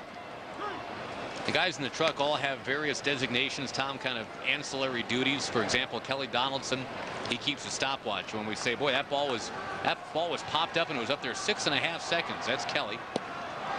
And when it comes to the stats on how much money's in the Sonic Slam jackpot, that's Eric. What does Kurt Dykert do? I'm not sure. I know what he does. He finds places for me to golf. Which is very impressive. And I don't want to blow Fritz's cover, but Fritz is over there shaking his head saying nothing. But well, he has to. I probably shouldn't say that. Isn't Fritz related to Kurt? Yeah, that's like his son. Yeah, isn't Kurt? Fritz, what does your dad do? He says nothing. I want to see him say it on camera. Ooh, I want to see Fritz walk home. Oh, he's playing shy. Nothing. No, wow. Not only is he going to say it, he is going to write it. Wow, he says it in Final Jeopardy form right there, too. Well, who's going to make the payment on his car now? So much for college, says our esteemed producer. One thing his dad can't take away from him, that's the iPhone. That's a personal purchase right there. With his own money? With his own money. Wow. Wow. How much do we pay our stats guys? Those things are not cheap. Pretty bad when your son has a better phone and a better car than you do.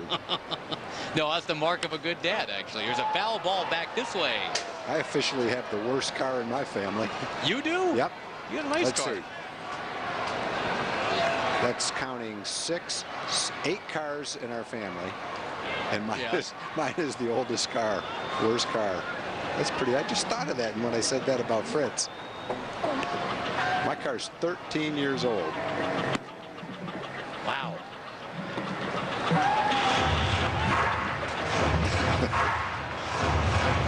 Well, that just shows you're loyal there. You stick with what's working. It's been a great car. There's never been anything wrong with it. Why get a new one? Why change? Although I got a business card from Park Place Lexus for you, though, if you'd like to look at it. Okay. I didn't know you were working there now. They are a big sponsor, though, for our huge event that we have every year. That's why, off the top of my head, I just threw that out there. Then I'm going to give them strong consideration 5 or 6 years from now when I'm in the market for a new car. When you're pushing it to the ballpark. Though actually, I promised my oldest granddaughter I would keep this car and give it to her when she gets old enough to drive. That's 5 years from now. I don't know if I'm going to make it or not. It'll have 600,000 miles on it by then. Kinsler into the hole. It's short. And a crossbody throw by Jason Smith. No way. Ian Kinsler is on. And Michael Young, who homered last inning, is coming up now.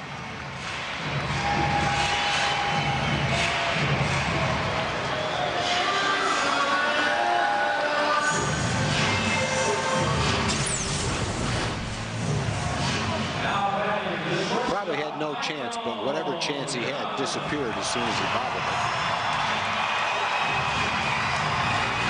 In a 1-1 game with Michael Young up, does one ponder running with Ian Kinsler here, Tom? Yep. I mean, he is 14 for 14 stealing this year. I think you definitely think about that. Try to get a man in scoring position, because the end result is if you make it, now Michael has a chance to drive you in, and if you're thrown out, then Michael leads off the next inning. So either way, you've got a pretty good situation. The benefit for having him at first base is you have the hole to shoot at between first and second. But if you hit a ball there, it's still going to take another hit to score the run. I think it's up to Ian. If he can get a jump, it's a good spot to go in. Michael Young is down 0-2. Last time he was up 2-0, and this is what happened on 2-0. In this situation that he's up in right now, 0-2, a lot of times you will run right here almost to protect the batter, because if you get thrown out, he does lead off the next inning, but it starts with a 0-0 count. You're not in the hole 0-2. That's not quite as big a deal for Michael as it is a lot of hitters, and a lot of times you'll see the catcher pitch out on this because he's anticipating that the guy's going to go when the count gets to 0-2. Kinsler is going, and a foul drilled out of play by Michael. The Rangers have not been caught stealing since July 5th.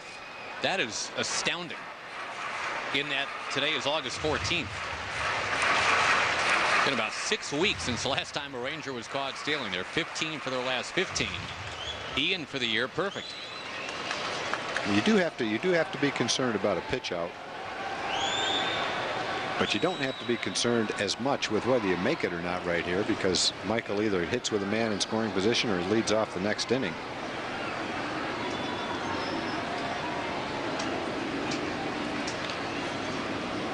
Kinsler going, and they are pitching out.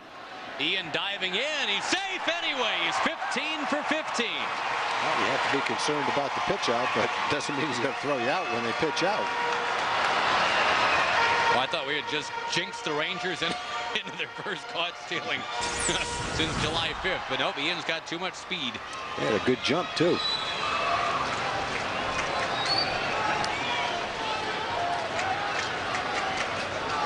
Definitely safe. Now one of those opposite field base hits from Michael gives the Rangers a lead here in the 5th inning.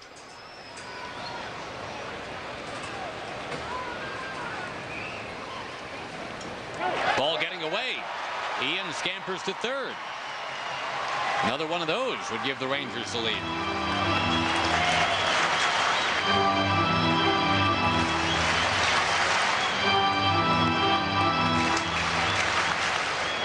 Former Ranger great Buddy Bell, his last go-around as Royals manager is this year. Wants to spend more time with his family. What a great family it is.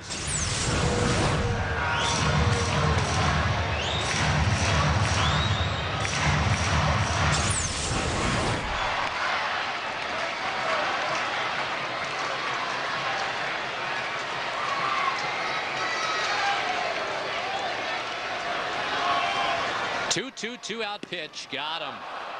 Well, the Rangers strand the man at third. They still don't have a hit with the runner in scoring position tonight. Home run, but a couple of strikeouts for Michael this evening. And we are tied 1-1 at the end of 5.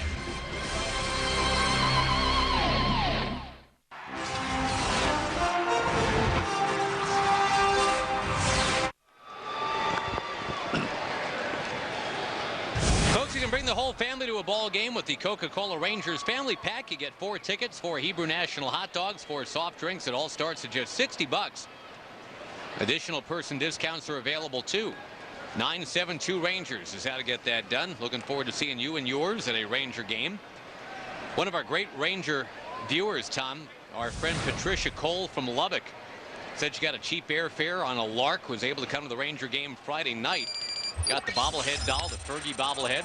Line shot. Saltalamakia has the baseball for out number 1. That's pretty cool. You just get out of West Texas, just, grab a quick little Southwest Airlines fare, jump on over here, watch a ball game, go on home. That's a great idea. Pretty good night. And the Fergie bobblehead I thought was pretty nice too. The whole weekend was real nice. Rusty Greer going into the Ranger Hall of Fame. And close to 50 Ranger alumni gathering here at the ballpark. That was terrific. It was a nice night. It's great to see Brad Corbett back in town and on the field with Dr. Bobby Brown. Bobby Brown used to be the president of the Rangers when Brad owned the ball club. Haven't seen them back at the ballpark very often, but it's great to see both of them down there. Big part of Ranger history, big part of the Ranger alumni. Frank Lucchese was down there, former Ranger manager. And as you say, Josh, a lot of players. All of them took part in the golf tournament too. Most of them did anyway.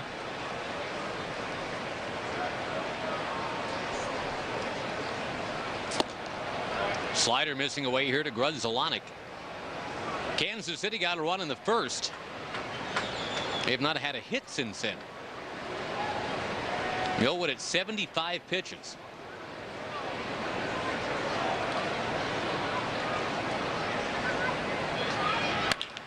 Ground ball, and there is the first hit since the first inning. It's from Grudzielanek. He had one of the hits in the first inning. Mark Teahan will come up next, and we go to Jim Knox. All right, thank you, Josh. Hey, I have Ann Haskell here with the Museum of Nature and Science out of Dallas to tell us about a cool exhibit called Baseball as America coming in September. Yes, it's opening to the public September 28th, and it'll run through January 13th. And what can we expect to see here? What we're going to see is about 200 objects from the Hall of Fame in Cooperstown, New York. That have never been seen unless you can get to Cooperstown. Really? And this is a tour that the Hall of Fame's been sending around the country and tells stories about the history of baseball. It's going to talk about the role of African Americans and Latinos in baseball, women in baseball, talk about the growth of it from the late 19th century to present day, and baseball as a business, baseball as an industry, talks about the science and sport of baseball. It's just an amazingly fun exhibition. I hear George Brett's Pine Tar bat will be on display, as well as one of Sammy Sosa's bat, correct? One of Sammy's bats is in the show. Mickey Mantle's glove. The first baseball card that we know. There's going to be interactive so that people can come and actually lift bats, and just amazing things in this display. All right, real quick, it opens September 28th, correct? And open to the public. What are the times? The times, the museum is open 7 days a week. It's 10 to 5 Monday through Saturday, noon to 5 on Sundays. There we go. All right, yeah. Cool exhibit coming. Appreciate the time, man. Thank you very much. Josh? Jim, thanks. That exhibit was in Cleveland when the Rangers were in Cleveland. And there was a lot of to-do about that. And there's a grounder foul. Didn't make it there. Didn't make it to the Rock and Roll Hall of Fame. Didn't make it to the House of Blues. That's because I think that middle game of that series, if I remember, Tom, that was the 4.5-hour game, and that kind of wiped everybody out. That's official. I didn't go to the Hall of Fame this time. I have been there though. Pretty good. A lot of outfits that all the groups and singers have worn in the past. Yeah, a lot of kind of exhibits showing the different styles of clothing throughout the years. Had some of the Beatles, what they wore. Elvis? I can't remember Elvis, but he had to be there. I'm sure there was.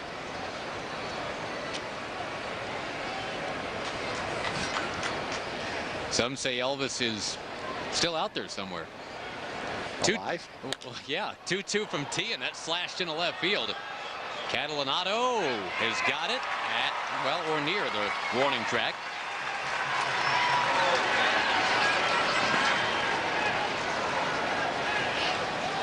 Last I heard, Elvis was working a Sonic drive-thru somewhere in Oklahoma. That might not be correct information. Your Ford league leaders batting average in the month of August. You got a couple of Kansas City Royals on there, and Carl Crawford, believe it or not, has slumped down to 500. The Rangers cooled them off Sunday with an 0 for 5. Yeah, I heard Sonic had to let Elvis go, though. What happened? Instead of giving out the food, he was eating it all. Peanut butter and nana sandwiches with tater tots. That ball slugged into center field by Billy Butler. So the Royals, they've got only 4 hits. They've got 2 from Grudzielanek and 2 from Butler.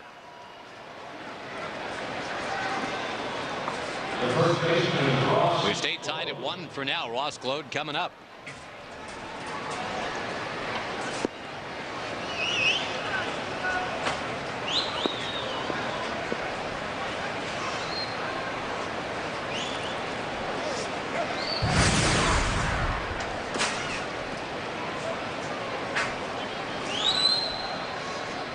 The only Ranger run tonight on the Michael Young home run. That was to lead things off in the 4th.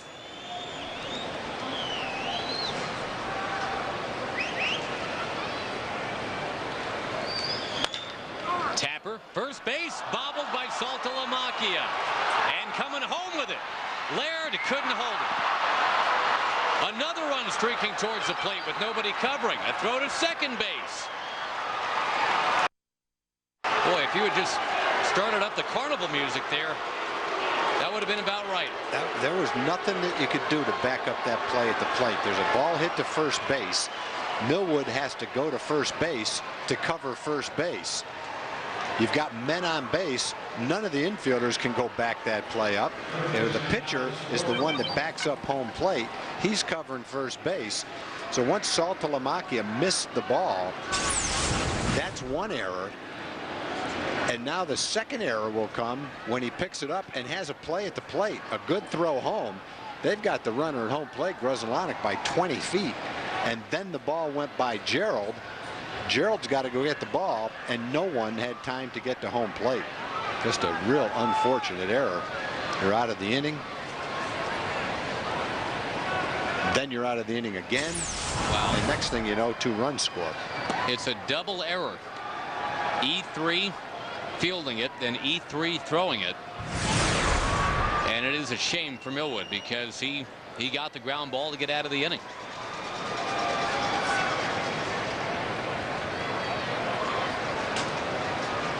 Instead, Kansas City lands on top. There's a strike to Alex Gordon. So yeah, the good part about that play was for Saltalamacchia, after he booted it, he's got a chance to make a throw and get out of the inning with no damage being done on the same ball. Well, unfortunately, it didn't work out for him that way.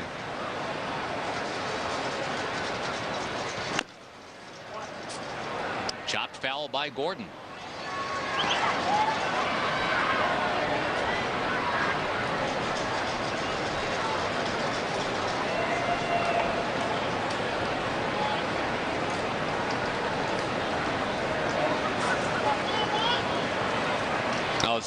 You know, you look back now, Tom, and it didn't seem like that big of a deal in any of the innings where the Rangers were not getting hits with runners in scoring position. But boy, pick an inning now, just 1 hit.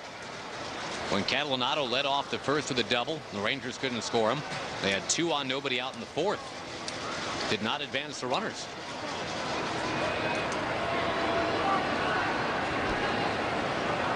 So that's kind of left it open for Kansas City, and sure enough, it took a while, but 2 in here in the 6th inning on the double error.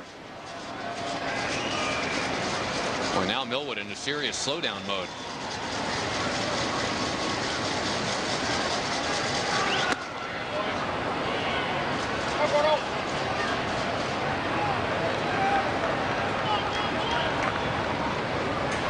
That's one thing the Royals have been doing well. You mentioned it earlier, hitting with runners in scoring position. Tigers doing a lot of it late tonight in Cleveland, Tom. They just put 4 on the board in the top of the 10th. They're up 6-2 now at Jacobs Field. Millwood with a curveball strikes out Gordon. But the back-to-back errors on the same play. That is going to make it a little tough tonight. It is 3-1 Kansas City. Bottom 6 coming up.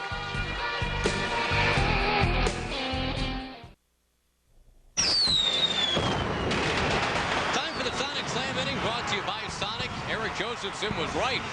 Tonight's jackpot is worth $2,900 plus tickets to a Ranger game and dinner for two at Sonic, which, all due respect, probably pales in comparison to the actual awarding of the $2,900. The Rangers are hitting for Craig Williams from Rowlett tonight, and if a Ranger hits grand slam this inning, we're giving away $25,000. Either way, that's pretty good for Craig Williams and the dinner for two at Sonic and tickets to a Ranger game. You can register at any North Texas Sonic restaurant. Good luck to Craig Williams.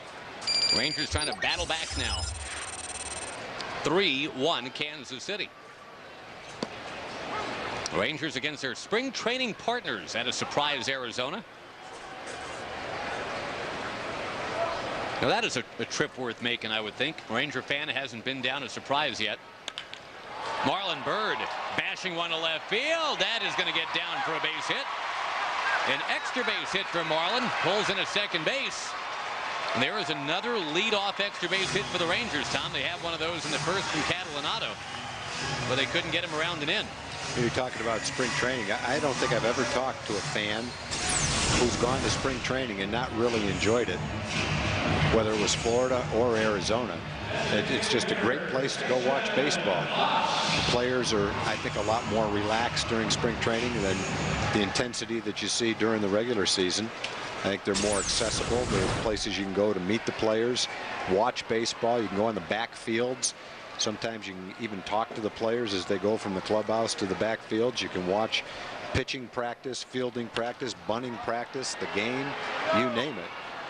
And so I think spring training is a great trip for fans. Great trip to bring kids to go out and watch baseball. Absolutely. I mean, spring break, middle of March. Yeah.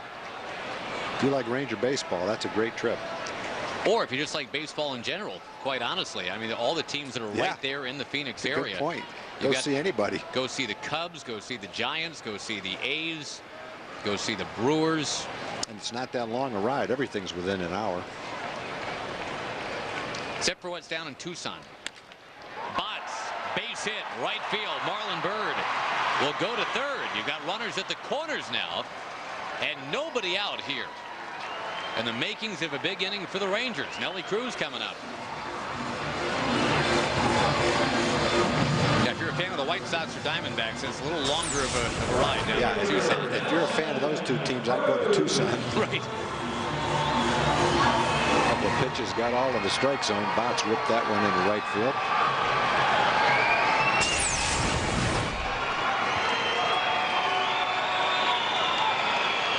McClure, the pitching coach, will go out to the mound. David Risky has gotten up in the bullpen.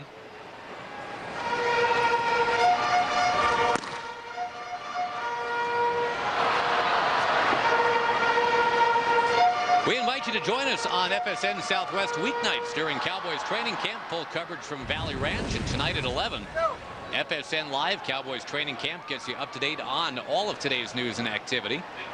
Getting ready for the Broncos coming in. FSN Live Cowboys training camp at 11. And every weeknight during training camp.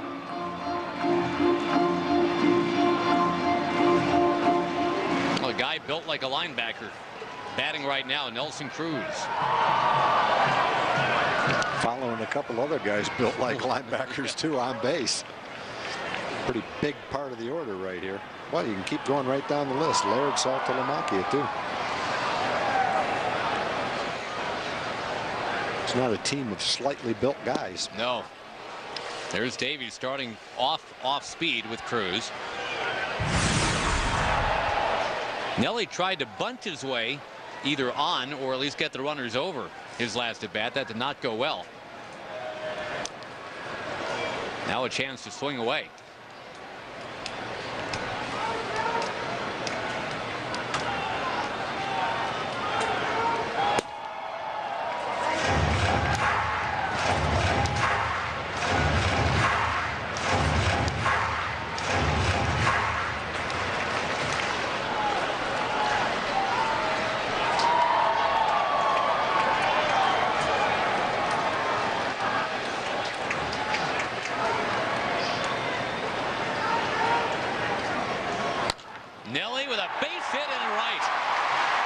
makes a turn. He'll stop at second. The Rangers back to within 3-2. Nice job by Nelly. Nice job by everybody this inning. Nelly outside pitch, didn't try to pull it, went to the hole. First baseman holding the runner. Big hole between first and second. He hit it right in the middle of it. Check the pitches out. Swing and a miss and a good pitch down and away. That one is down and away. And then another pitch, good pitch. You see where that was? Perfect strike. Down and away. Nice job of hitting to hit that ball into right field. And it's kind of all gone wrong for Kyle Davies in the 6th inning. Yep, double, single, single. And just shy of 100 pitches, he's out and David Riske is in. Rangers back to within 3-2. And they'll try to keep on going when we come back.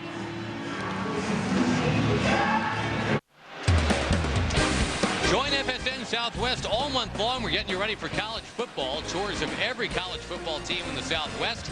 Thursday, kicking it off with LSU, Arkansas, Oklahoma State, and Texas Tech starting at noon. Join us all month to find out how your favorite team is shaping up for 07. Got a kid out of Georgia, Kyle Davies, who was pitching well for a while, but now things getting out of hand a bit in the 6th. So he's out and David Riske is in. Riske, the former Cleveland Indian, and a one-time 56th round draft pick. He's going to be facing a guy who's great with the bunt in Gerald Laird. Do you figure on ordering that up here, Tom? I think this is a bunt situation. You're down by a run. You don't want to hit into a double play. You've got a good bunter at the plate. The Royals think it's a bunt. First baseman Glode is way in. So is the third baseman Gordon.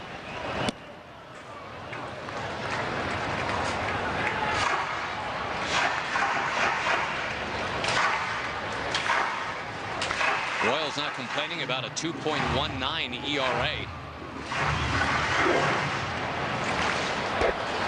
A great opportunity for the Rangers to reward Kevin Millwood for a job well done tonight. Laird swings instead of bunts, drives it towards the pole. It is a home run for Gerald Laird. So much for the bunt.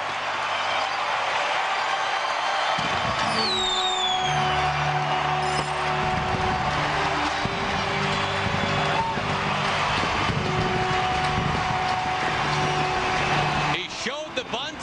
He took a pitch. And then he swung as if his life depended on it. And Gerald Laird makes Craig Williams of Rowlett a $2,900 Sonic Slam winner. The Rangers are leading 5-3. It's a bunt situation. And if I had to guess, I guess Ron took the bunt off when the count went to 1-0, anticipating that they would think it was a bunt. Laird would see a high fastball, and it would be a good spot to hit in. They took the bunt off. Laird got the high fastball and jerked it right down the line out of the ballpark. So if, in fact, that's what happened, take the bunt off when you get ahead in the count. That was a very good decision. It worked great for Gerald, worked great for the Rangers. Well, it's kind of ironic in a way. I mean, it's been talked about in the papers pretty much all year, the relationship between Ron Washington and Gerald Laird, which I think, oh, look out, Saltalamacchia's bat goes flying into the crowd. I think some of that is overstated, by the way, too. I mean, Ron knows Gerald's a ball player. He's given it everything he has. Gerald knows Ron has the team's best interest in mind and his best interest in mind. But bottom line is, maybe there's Wash giving Gerald the extra let out on the leash to say, all right, go ahead, kid, let's see what you can do here. Here's what Saltalamacchia did. Oh boy. Now a check swing, and Saltalamacchia is called out on strikes. Been a miserable night for Salty tonight. A couple of strikeouts and that double error. Not a big fan of that call down there at third from Wally Bell. Generally, they don't look like strikes when you see them the first time, and then you see the replay, and they are. That didn't look like a strike. It looked like he checked his swing in time.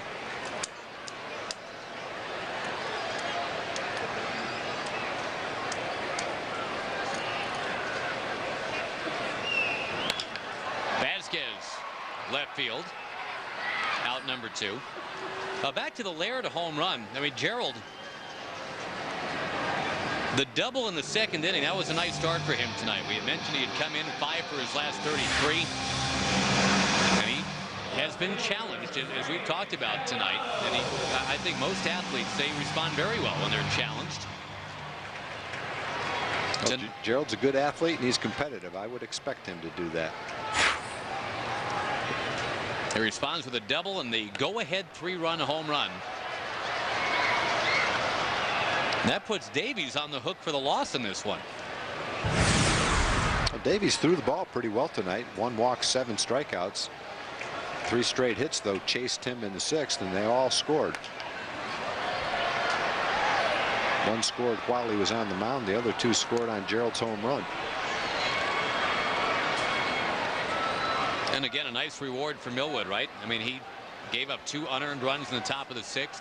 Had been pitching very well. Now the Rangers come right back for him. Take a 5-3 lead.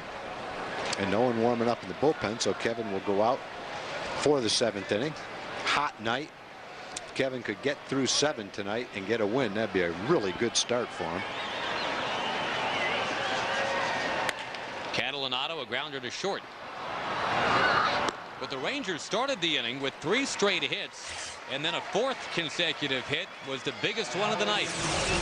And it came from Gerald Laird, bunt sign off. Home run hit. 5-3 Texas.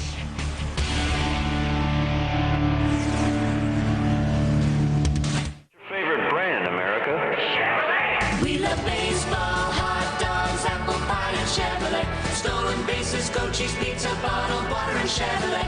Free agents, rally monkeys, fantasy leagues, and Chevrolet. Whoa, wait, what's a rally monkey? They go together in the good old USA. Face painters, satellite radio, endorsement deals, and Chevrolet. Chevy, an American revolution. See your Texas Chevy dealer. Adams, Gerard, hit it!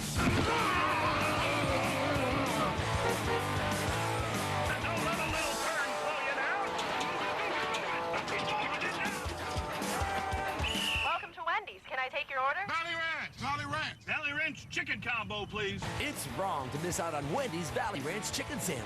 Plus, get a Cowboys collectible cup free with any large combo. Now this is more like it. That's right. The Rangers take on the Royals tomorrow at 7. Texas Ranger Baseball being brought to you by Southwest Airlines and by Corona.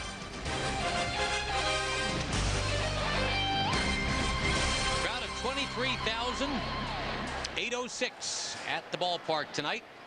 They have watched Gerald Laird hit a 3-run home run, catapulting the Rangers to a 5-3 advantage right now. And Kevin Millwood back out there.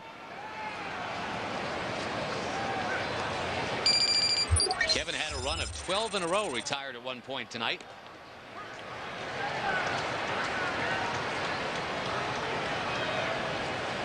One-time 11th round draft pick was Millwood 15 years ago. The guy who was the Braves scouting director then was Paul Snyder. I saw a little bit more than a guy who was back then just 170 pounds. Snyder has said that I think this is interesting, Tom. I looked at this and saved it because I thought it was fascinating. I hadn't heard it before. Snyder said that if a young pitcher has big bone structure and sloped shoulders, you can expect that they'll easily add muscle to their frame as they fill out. That ball near the wall and caught. So anyway, Snyder saw a guy throw an 87 and surmised with that body type eventually he would fill out and throw mid-90s, and he was right. Well, if Paul Snyder said it, I believe it. He's one of the most respected guys in the game. He's never been at the upper level of management. In other words, he's never been a general manager, but he's been with the Braves for a long time in a key role as a talent evaluator, scouting director. And I don't know of anybody with a better track record than Paul Snyder. Anybody that, if you talk to other people in baseball, won't have the highest regard for him. Rip and a miss by Jason Smith.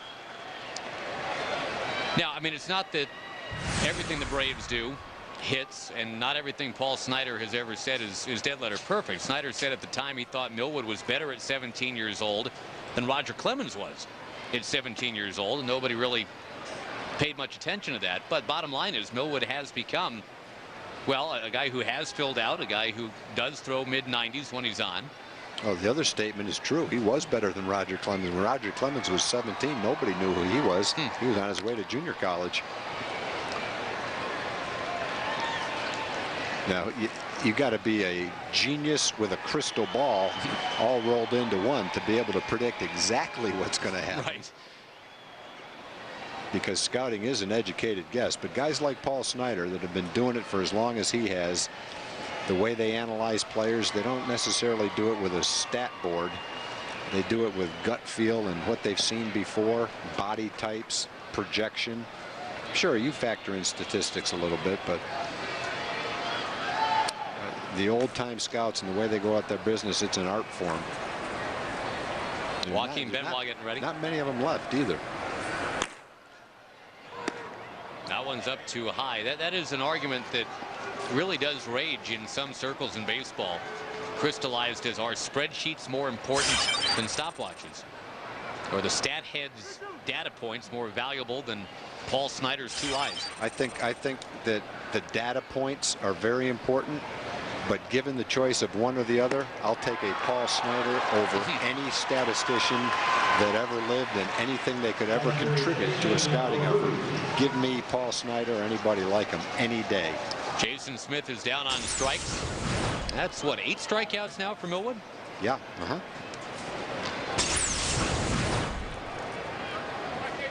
And as we've said before, I guess, Tom, the two sides, the stat guys and the scouts, they can and they should coexist, right? It doesn't have to be. No, absolutely. It doesn't have to be an either or. No, absolutely not.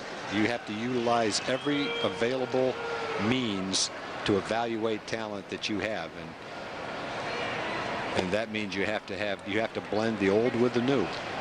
And there's an art, I think, to them becoming complementary parts as opposed to contradictory parts. You know, so they're not warring back and forth with each other, but each can kind of see where the other one's going.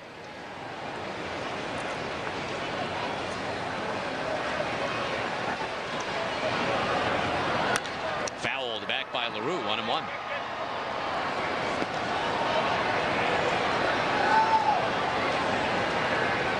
Well, the Braves, like every other team, they passed on Millwood 10 times. But Snyder apparently was fairly adamant that, look, if this guy gets into the 11th round, we got to grab him.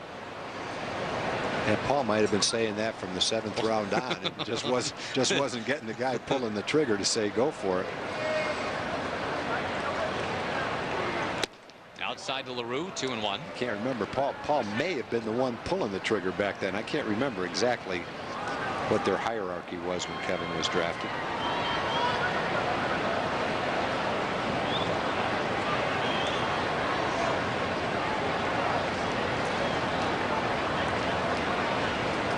Two-1 to LaRue.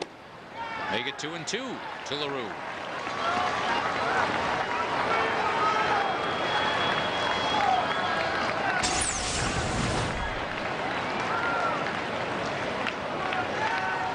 I think statistical analysis is much more prevalent, much more valuable at the major league level than it is in high school and college. I don't believe you can draft off stats in the free agent draft. Well, right here you got the good Kevin Millwood back. You got 9 strikeouts tonight. 2 of the 3 runs allowed are unearned. 5-3 Rangers, and you send it back to our studio right now. It's time for the Toyota Truck Game Break.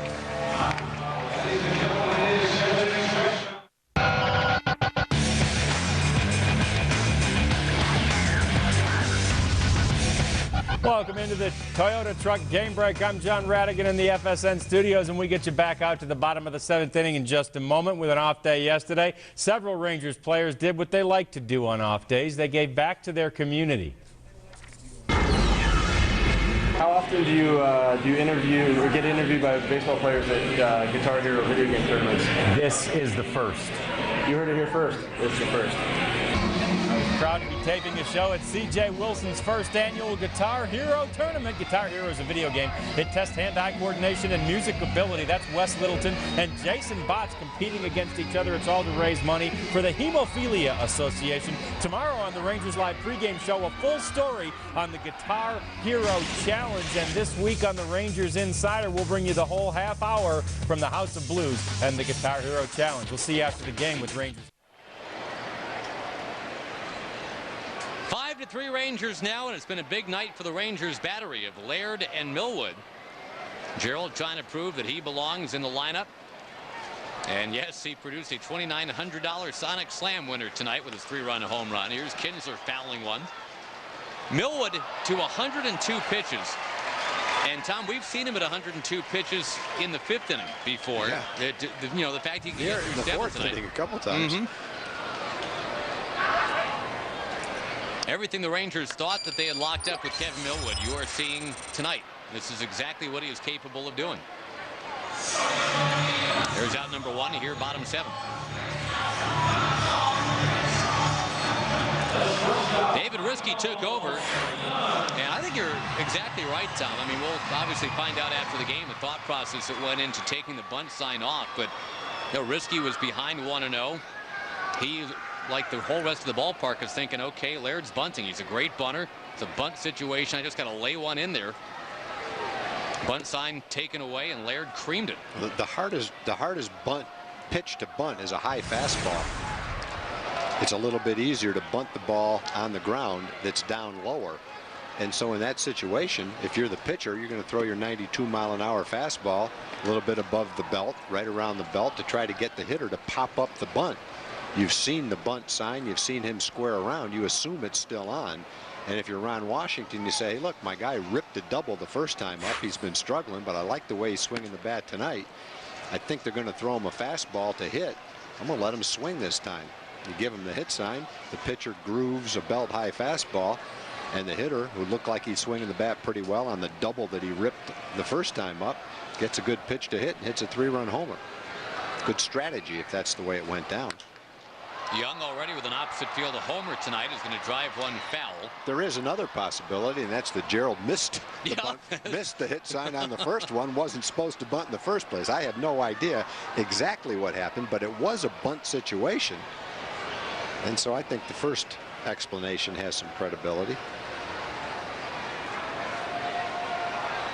Whatever it was, it worked out well for Gerald, well for the Rangers. Boy, there is a base hit getting into left for Michael Young.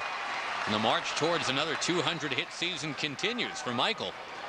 At the batting average getting closer and closer to 310. Well, he's gone up in 10-point increments kind of steadily all season long. He had one little blip when he got up to 295 and went back down to 280 over a 10-day period. And since then, it's been a gradual ascent to 300 and now higher. Oh, boy, it's a sweaty night to do the bird. A little tougher to do the bird tonight than it has been in the past. His arms are getting a little tired. First time up, everybody's into it. By the 4th time, it's like, hey, great. Your last name's Bird. Now,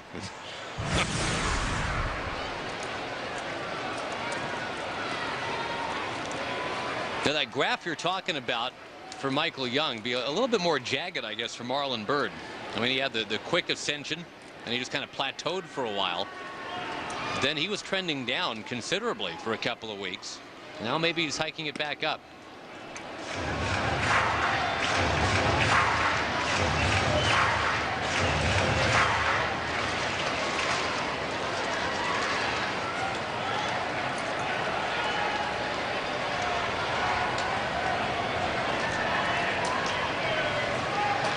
Infield, a double play depth. Well, the Rangers have out to hit the Royals tonight, 10-4.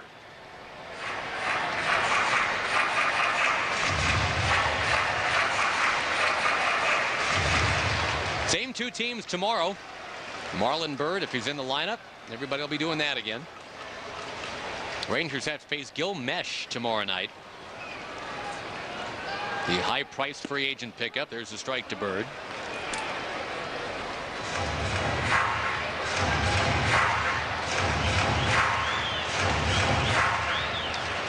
Our Progressive upcoming schedule of Ranger games. Again, Padilla returns to the rotation tomorrow. Brandon McCarthy goes on Thursday. High pop fly from the Birdman. Rosalana, Gold Glove second baseman, makes the play. And it'll be Jason Botts coming up. Jason Butts, our Dodge Texas truck stop.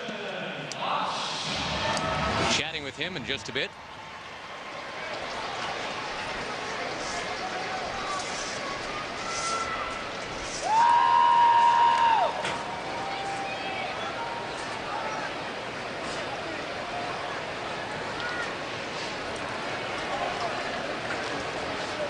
Jason's been on base a couple times. He had a single that preceded the Laird home run in the 6th inning.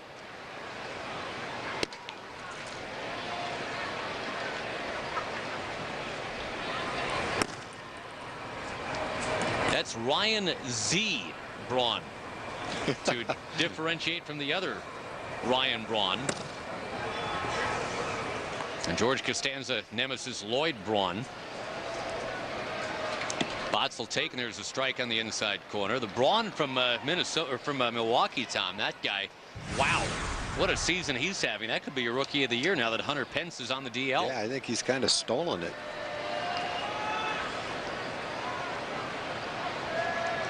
I'm not sure what the other Ryan Braun's middle initial is. I have to look that up.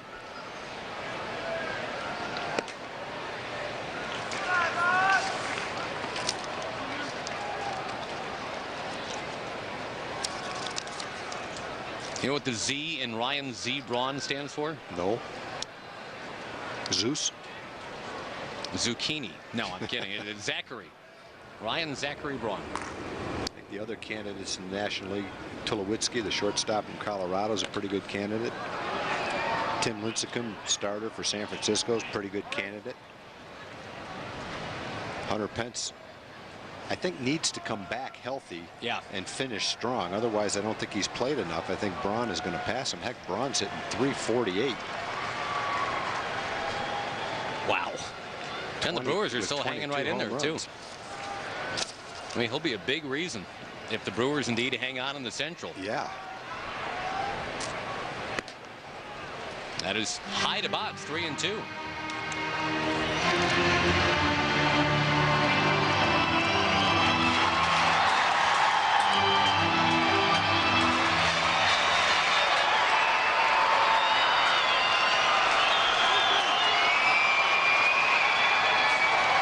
Where'd that ball come from? I think they make him in Haiti. All of a sudden it just popped out on the field like someone threw it on the field. I think that little boy threw it on the field. We shouldn't be doing that.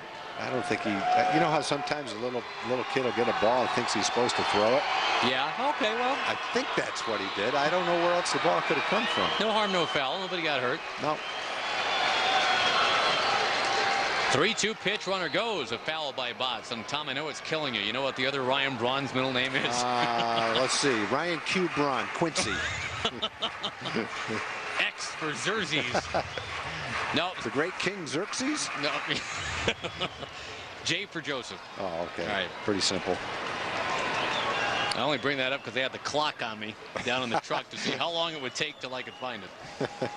I like a challenge. I'm like Gerald Laird. That one is inside. Botts has drawn the walk. 2 on, 2 out. Nelly Cruz coming up. Will we see Ryan Z. Braun? Not yet.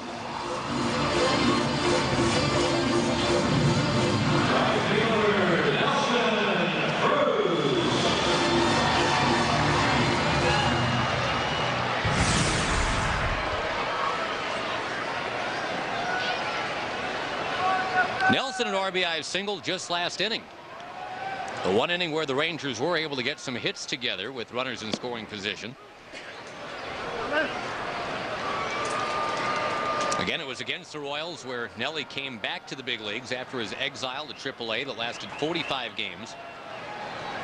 And he came back with a vengeance, a 2-homer, 5 RBI game.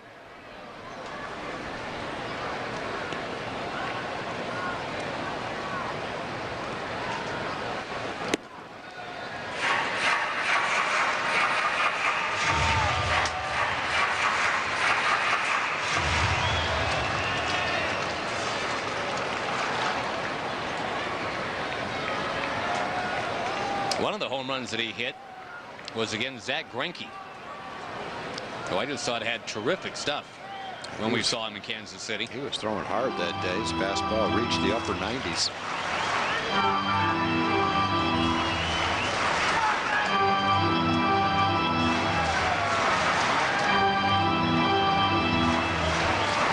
On the scoreboard, the Yankees just trounced 12-0 the Orioles, going into Yankee Stadium and doing that to them. And Boston has rallied on Tampa Bay. 2-1 the final. There's a strike to Cruz. 2 in the bottom of the 9th. A Mike Lowell home run. In an extra innings, the Tigers did beat the Indians 6-2. A big home run from Maglio Ordonez in that game. Boy, he's been on fire lately. Yes, he has. Still leading the league in hitting.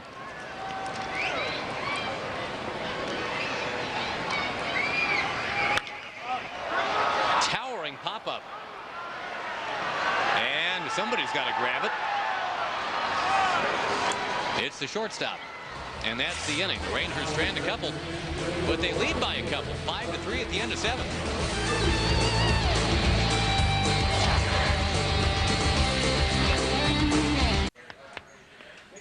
Homer eats Whopper, takes 75.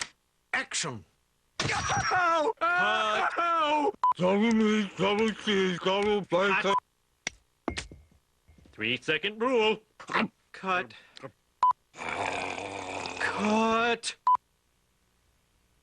What? I get sweaty when I eat. Double meat, double cheese, double bacon, double...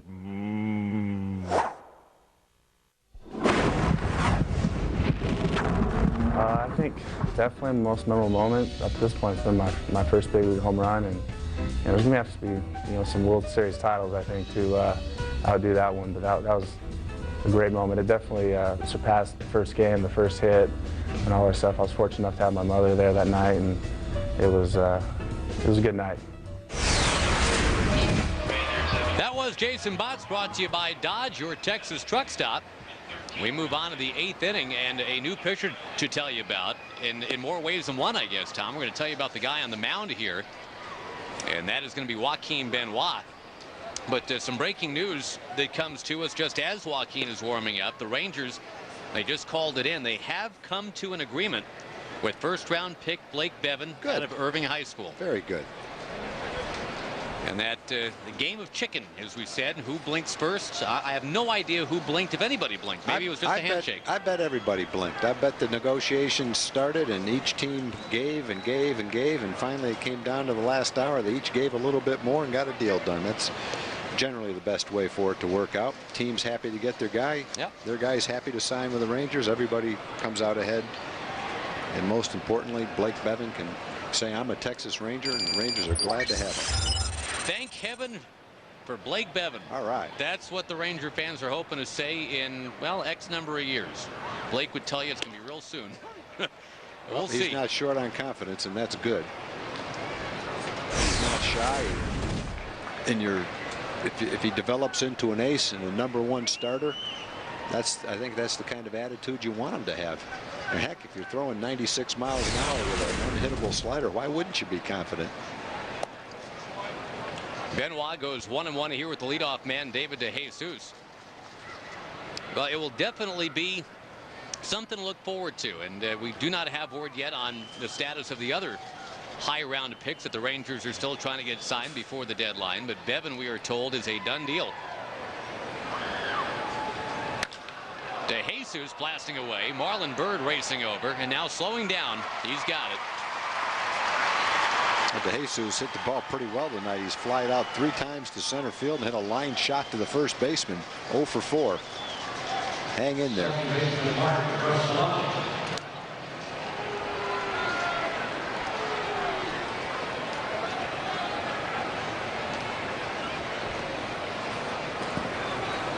How about a guy named Bale behind wire like that? Get him out. Get him out. Get him out on Bale. John Bale, no middle initial given. Mark Grudzielanek is the Kansas City batter here with 1 out in the top of the 8th. He's going to knock one just foul down the third base line.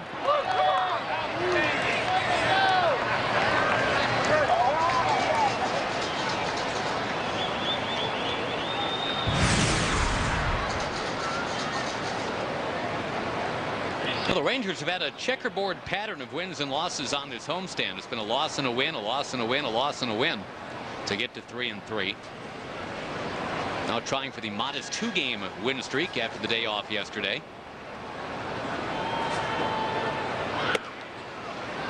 And if the Rangers do hang on and take it, Kevin Millwood, a well-earned 8th win of the year. 7 innings, 4 hits, 3 runs, only 1 of them earned, only 1 walk, and 9 strikeouts on a 99-degree evening.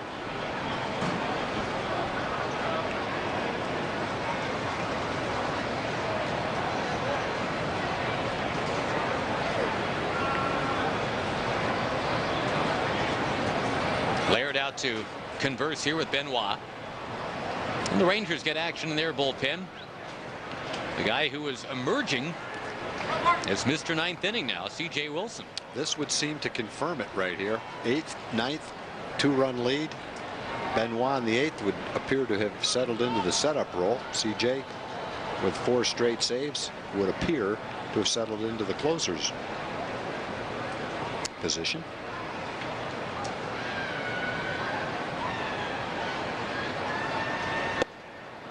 That one's down and in to Grudzielanek. Again, the Angels have lost 4-1. That leaves it open for Seattle to gain a game, but they're trailing. Minnesota's up 3-0 in Seattle tonight in the 3rd inning.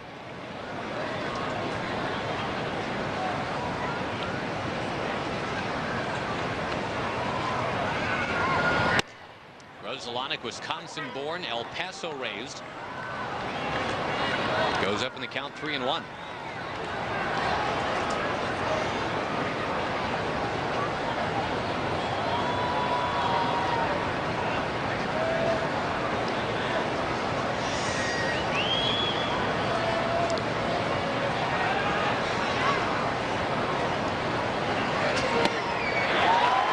Slider from Benoit to make it 3-2. You got pretty good confidence in your slider. You got a 2-run lead. Nobody on base. Fastball count, going to slider. You can tell the hitter wasn't looking for it the way he swung at it. You come back with a slider, double up. Sure, here. you can. I think you have to have the confidence to throw the same pitch if you threw it 3-1. Yeah, he throws it, but he missed it. Tailing down and away to Grudzielanek. Folks, through August 20th, when you purchase tickets online and choose mobile phone tickets as your delivery option, you are automatically entered to win the chance to throw out the first pitch at a Rangers game, plus 4 lower infield tickets.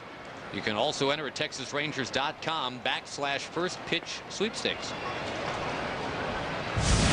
I get the backslash working there, Tag. Backslash? Yeah, backslash. Fritz Dykert knows all about it. He's very, very computer savvy. Here's Mark Teahen. Will put him many, many steps ahead of me.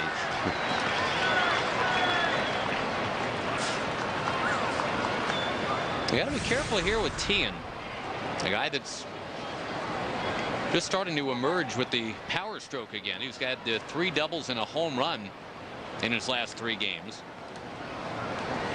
Been hitting for average pretty much all year, but the power left him for a while. Oh, Benoit just flat out throws it by him there. It's 0-2.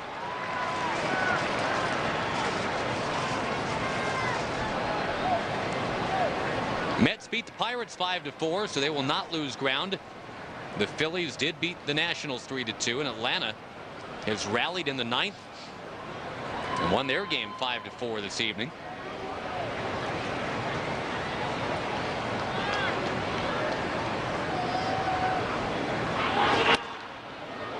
That didn't miss by much. 1-2.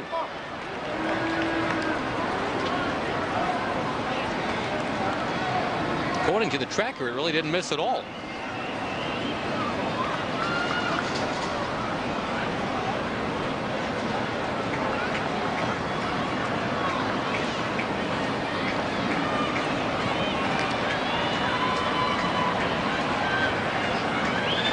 1-2. Got him. Nice changeup. Threw a couple of fastballs by him. You have to be concerned about a 95-mile-an-hour fastball. And when you're so concerned about it that you're trying to be quick so you're not late on the fastball, then it's tough to contend with that pitch that's off speed. Pretty good location, all of them, too. Well, one more guy to be careful with. That is Billy Butler. Only 21 years old. And the young building blocks in their lineup would be Butler's 21, Gordon 23, Tien is 25, and DeJesus is 27. I think eventually Gordon will probably move into the, if he develops, into the third spot. Maybe Tien moves into the second spot, and all four of them are hitting in the top four in the lineup.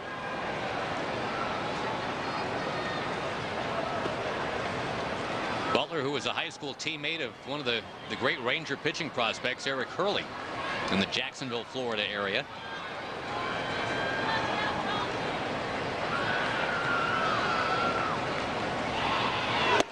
The Rangers, I think very wisely, Tom, bringing Hurley along at a normal pace. Butler's kind of forced his hand here, though, or forced the Royals' hand. He was hitting everything in Double-A. Brief run of it in Triple-A. They said, why not? Let's see what he's got. And he's doing it. He's our cleanup hitter. If you show you can do it every step of the way, why not find out? And it looks like it was a pretty good decision to call him up. He's hitting probably close to 300 now. Hit 340 in July. He's hit with men in scoring position. Throw to first. There was a bobble by Saltalamacchia earlier that was a lot costlier than that. It actually led to the Royals going up a couple runs, but the Rangers came right back. Took that 5-3 lead, and they still have it.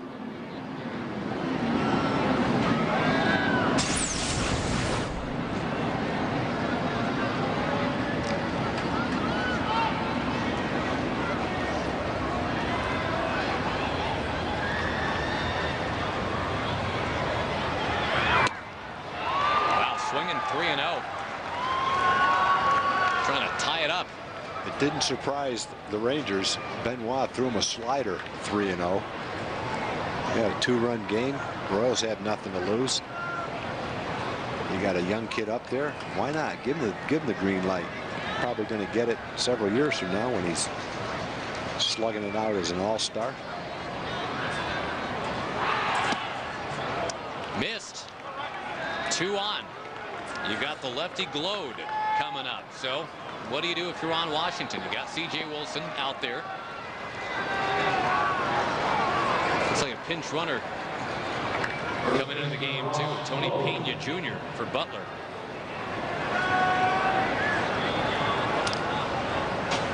And indeed, Washington's going to make the move. He gave Benoit every opportunity to just pitch a nice, clean 8th inning. But, in fact, it was a very slow 8th inning that featured more balls and strikes. So the Rangers summoned the greatness of C.J. Wilson. He's been outstanding of late. He's going to try to pitch out of this jam now. 2 on, 2 out in a 5-3 ball game.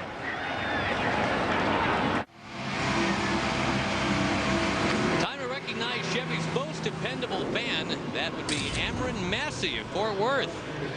There he is for your chance to win 2008 season tickets. Go to DependableFan.com. Tell us why you deserve to be Chevy's most dependable fan. Well, the guy who's become the Rangers' most dependable reliever is now in the game here with 2 on, 2 out in the 8th. C.J. Wilson, fresh off his Guitar Hero event at the House of Blues in Dallas last night, which he says went terrific. About 300 people there, including one guy who could play the guitar over his head, apparently. I think he was the winner. There is Esteban Herman pinch hitting. And here's what Esteban Herman is up against. Bobby Jenks actually has faced 43 batters in a row going back before July 31st without allowing a hit, and that's something. C.J. Wilson, that's pretty good too. And C.J.'s overall numbers are great. He struck out 17 in his last 13 innings. Hasn't given up a hit in 11 2/3. Hasn't given up a run in 12 games. 14 innings. So he's pretty much been about as good as you can get. Quite a while now. most of his saves have not been the simple 1, 2, 3 in the 9th inning with a 3-run lead kind of saves. Most of them he's had to come in the 8th inning to get the save.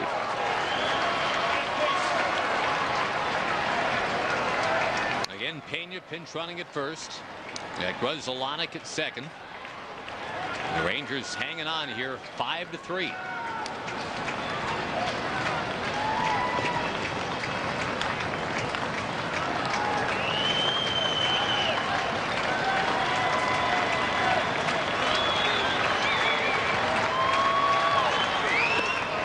Did it hit him?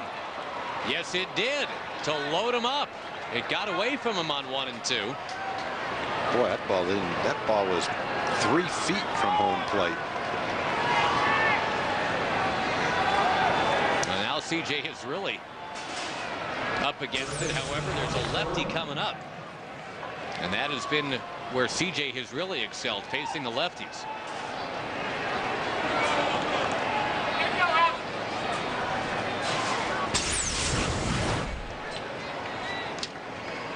Gordon, the super prospect for the Royals. All those George Brett comparisons.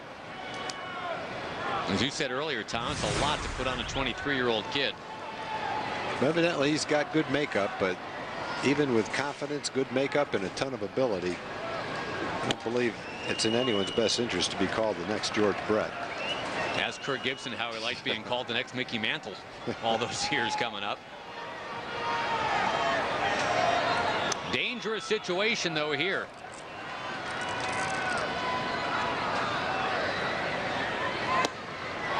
That has been an equalizing pitch really all year for CJ against lefties.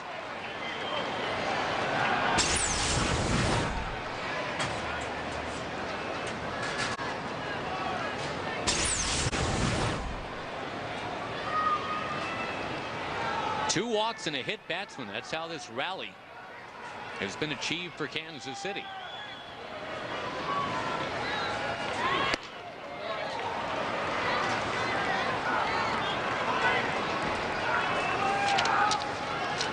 Kevin Millwood was a strike throwing machine tonight, but Benoit and Wilson have not been doing that here in the 8th.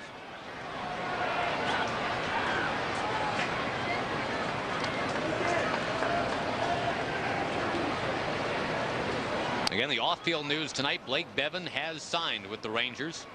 The first-round pick, number 17 overall. 6'7", 210, and probably still growing. Fouled back by Gordon. 2-2. Rangers also signed their 13th round selection, Kyle Ocampo, a high school kid from Riverside, California. He was pretty good, too. He was 8-0 with a 183 ERA in high school. CJ going right up there near the chest of Gordon. Let's see if he goes back there on 2-2. CJ from the Eric Gagne school goes to the back of the mound now after about every pitch.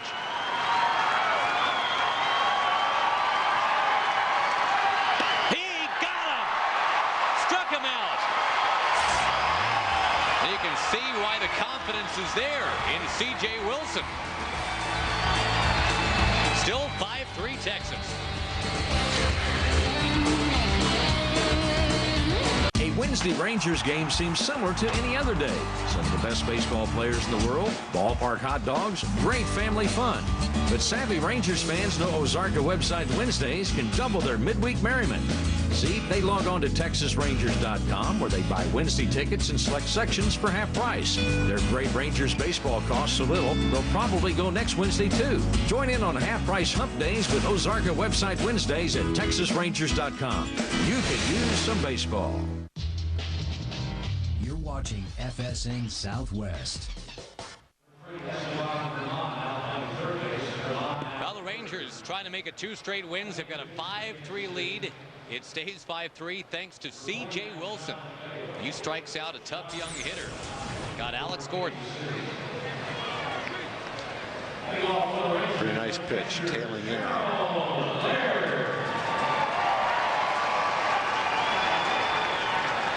There's that measured, excited confidence that C.J. now just seems to bring out there every time.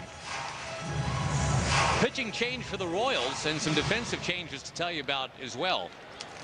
The new pitcher, we talk about all the young guys. John Bale is not that. He is 33 years old now. Spent 3 years pitching in Japan before coming back and getting a shot with the Royals this year.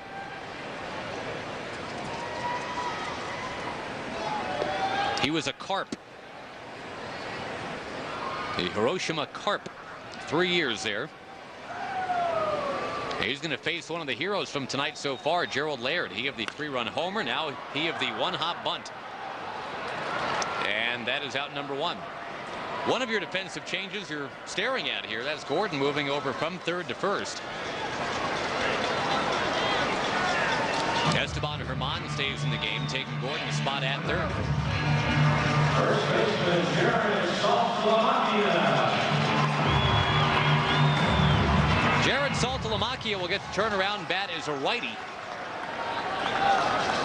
I'd like to see Jared kind of end on a high note tonight. He's had a rough night at the plate and in the field.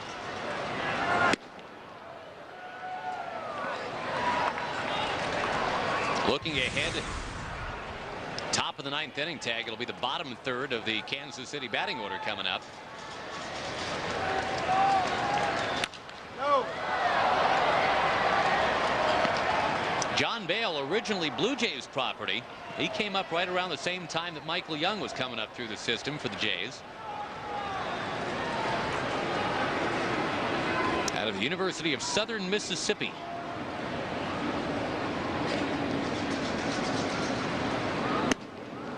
Breaking ball missed. Pitchers of record tonight, they're the starters. Kyle Davies stands to get the loss.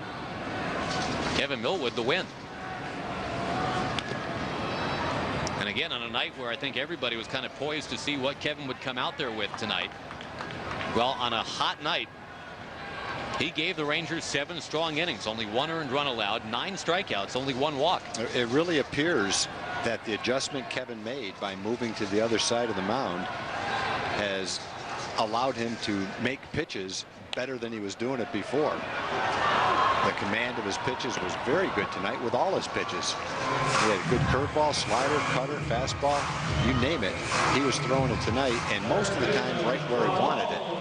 Pitched deeper into the ball game, and an outing like that on a hot night like this, an outing after he had struggled against Kansas City in his last start against them in Kansas City, has to be a real confidence builder. And there's a lot of games for Kevin to start and a good opportunity to finish strong, go into the offseason feeling great about the adjustment and about the improvement. And as you look to spring training next year, feeling good about that.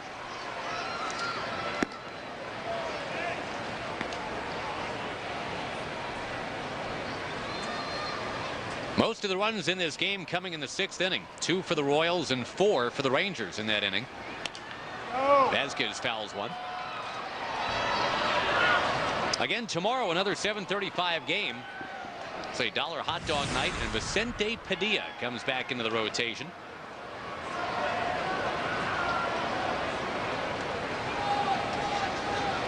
Gil Mesh will be on the mound for Kansas City.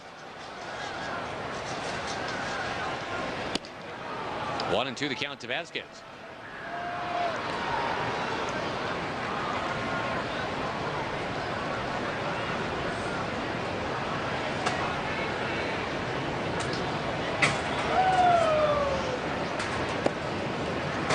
Laird the 3-run homer tonight. Marlon Byrd a couple of hits. And Frank Catalanato another hit tonight, Tom. He's now what, 13 for his last 30 or so. Batting average into the 250s and staying there for the Cat. Now, Kinsler had an infield hit and a stolen base tonight.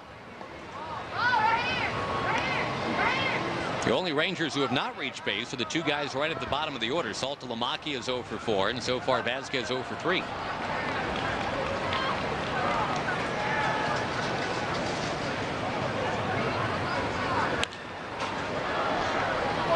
Updating a couple scores while we have the chance to. Minnesota still leading Seattle. It's 4-1 in the 5th.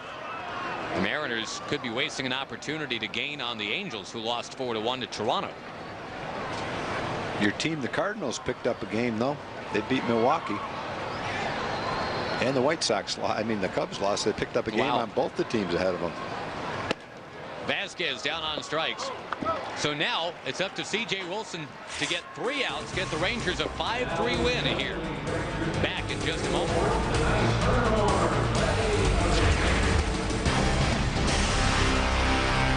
I really like this cookie dough blast. I feel like having the bits of cookie dough in it are kind of like speed bumps. You know, you can't eat too fast because the cookie dough bits just kind of slow you down a little bit. Done. That's how I roll. Fast and out of control. Nobody's gonna slow me. This. You all right there? Yeah. Ooh, owie, owie. Cookie Dough Blast. Now at Sonic. This summer, give in to indulgence with the Sonic Cookie Dough Blast. A creamy frozen treat loaded with cookie dough goodness. And now Sonic is open till midnight or later, and it's even sweeter after dark. Texas Ranger Baseball brought to you by Southwest Airlines, the official airline of the Rangers. Visit southwest.com. By Progressive, for a money-saving car insurance quote, call 1-800-PROGRESSIVE. And by your Texas Ford dealers. Bold moves. Ford is the best in Texas.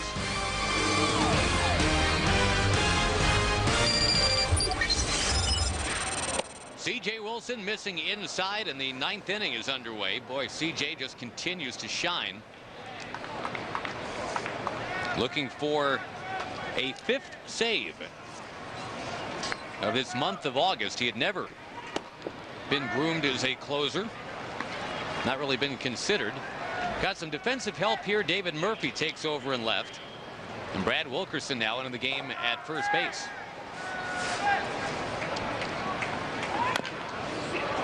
C.J. Wilson springs off the mound, gathers it up, throws to first. 1 down.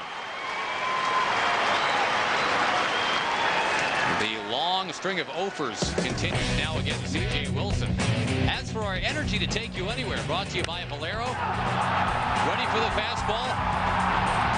What is it about Ranger catchers against Kansas City? Homering just inside or off that left field foul pole. Remember Barajas did that like twice in one game. Laird had one right down the line against Kansas City last year. He's done it again now tonight.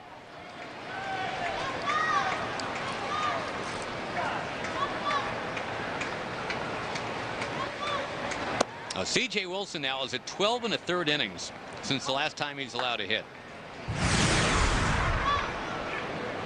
Now, he did actually hit a batter. He hit Esteban Herman. Almost hit Jason Smith right there.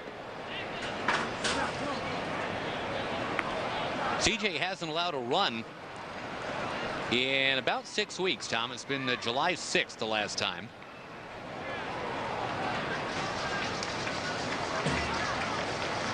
Now the Rangers giving C.J. this opportunity to shine, and he has taken full advantage of it.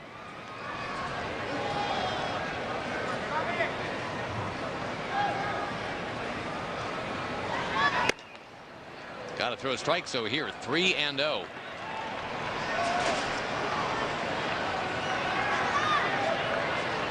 Jason Smith is a 200 hitter, and yet he is the only Kansas City Royal that walked against Kevin Millwood tonight.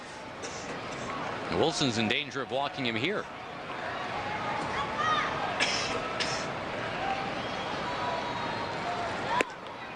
And he has walked him. That will get the tying man to the plate.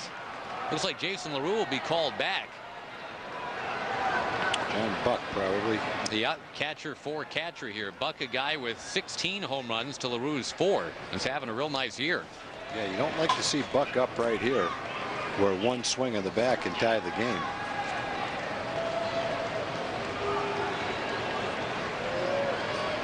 And Buck getting ready to get up there. We're getting ready to go to the set of Rangers Live right after the game.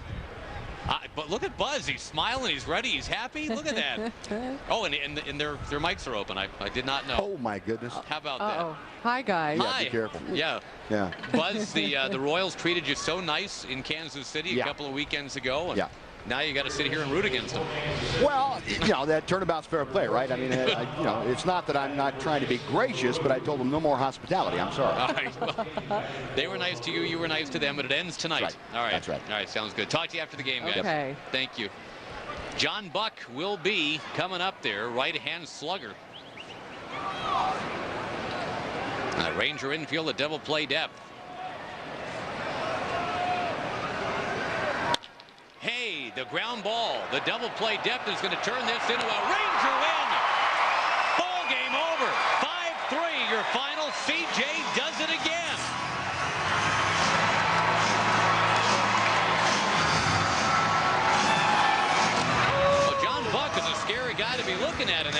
situation, home run potential, but the big swing produced a feeble ground ball. The Rangers turn 2 and they win it. And Kevin Millwood gets a lot of the credit for bringing it to that point, but C.J. Wilson got the last few outs. Well, he did. He walked the batter, made it a little bit shaky, and then served up a low fastball with a little bit of sinking action on it. Buck first ball hitting, hit the ball right straight to shortstop, and it ended quickly. 1 out turns into 3 outs, and the Rangers turn into a winner. C.J. gets his 5th save on the season. Gerald Laird had the big hit, the 3-run home run in a bunt situation. He is the Gatorade player of the game because of that. The Rangers have won it by the final of 5-3. Back in just a moment here on FSN Southwest.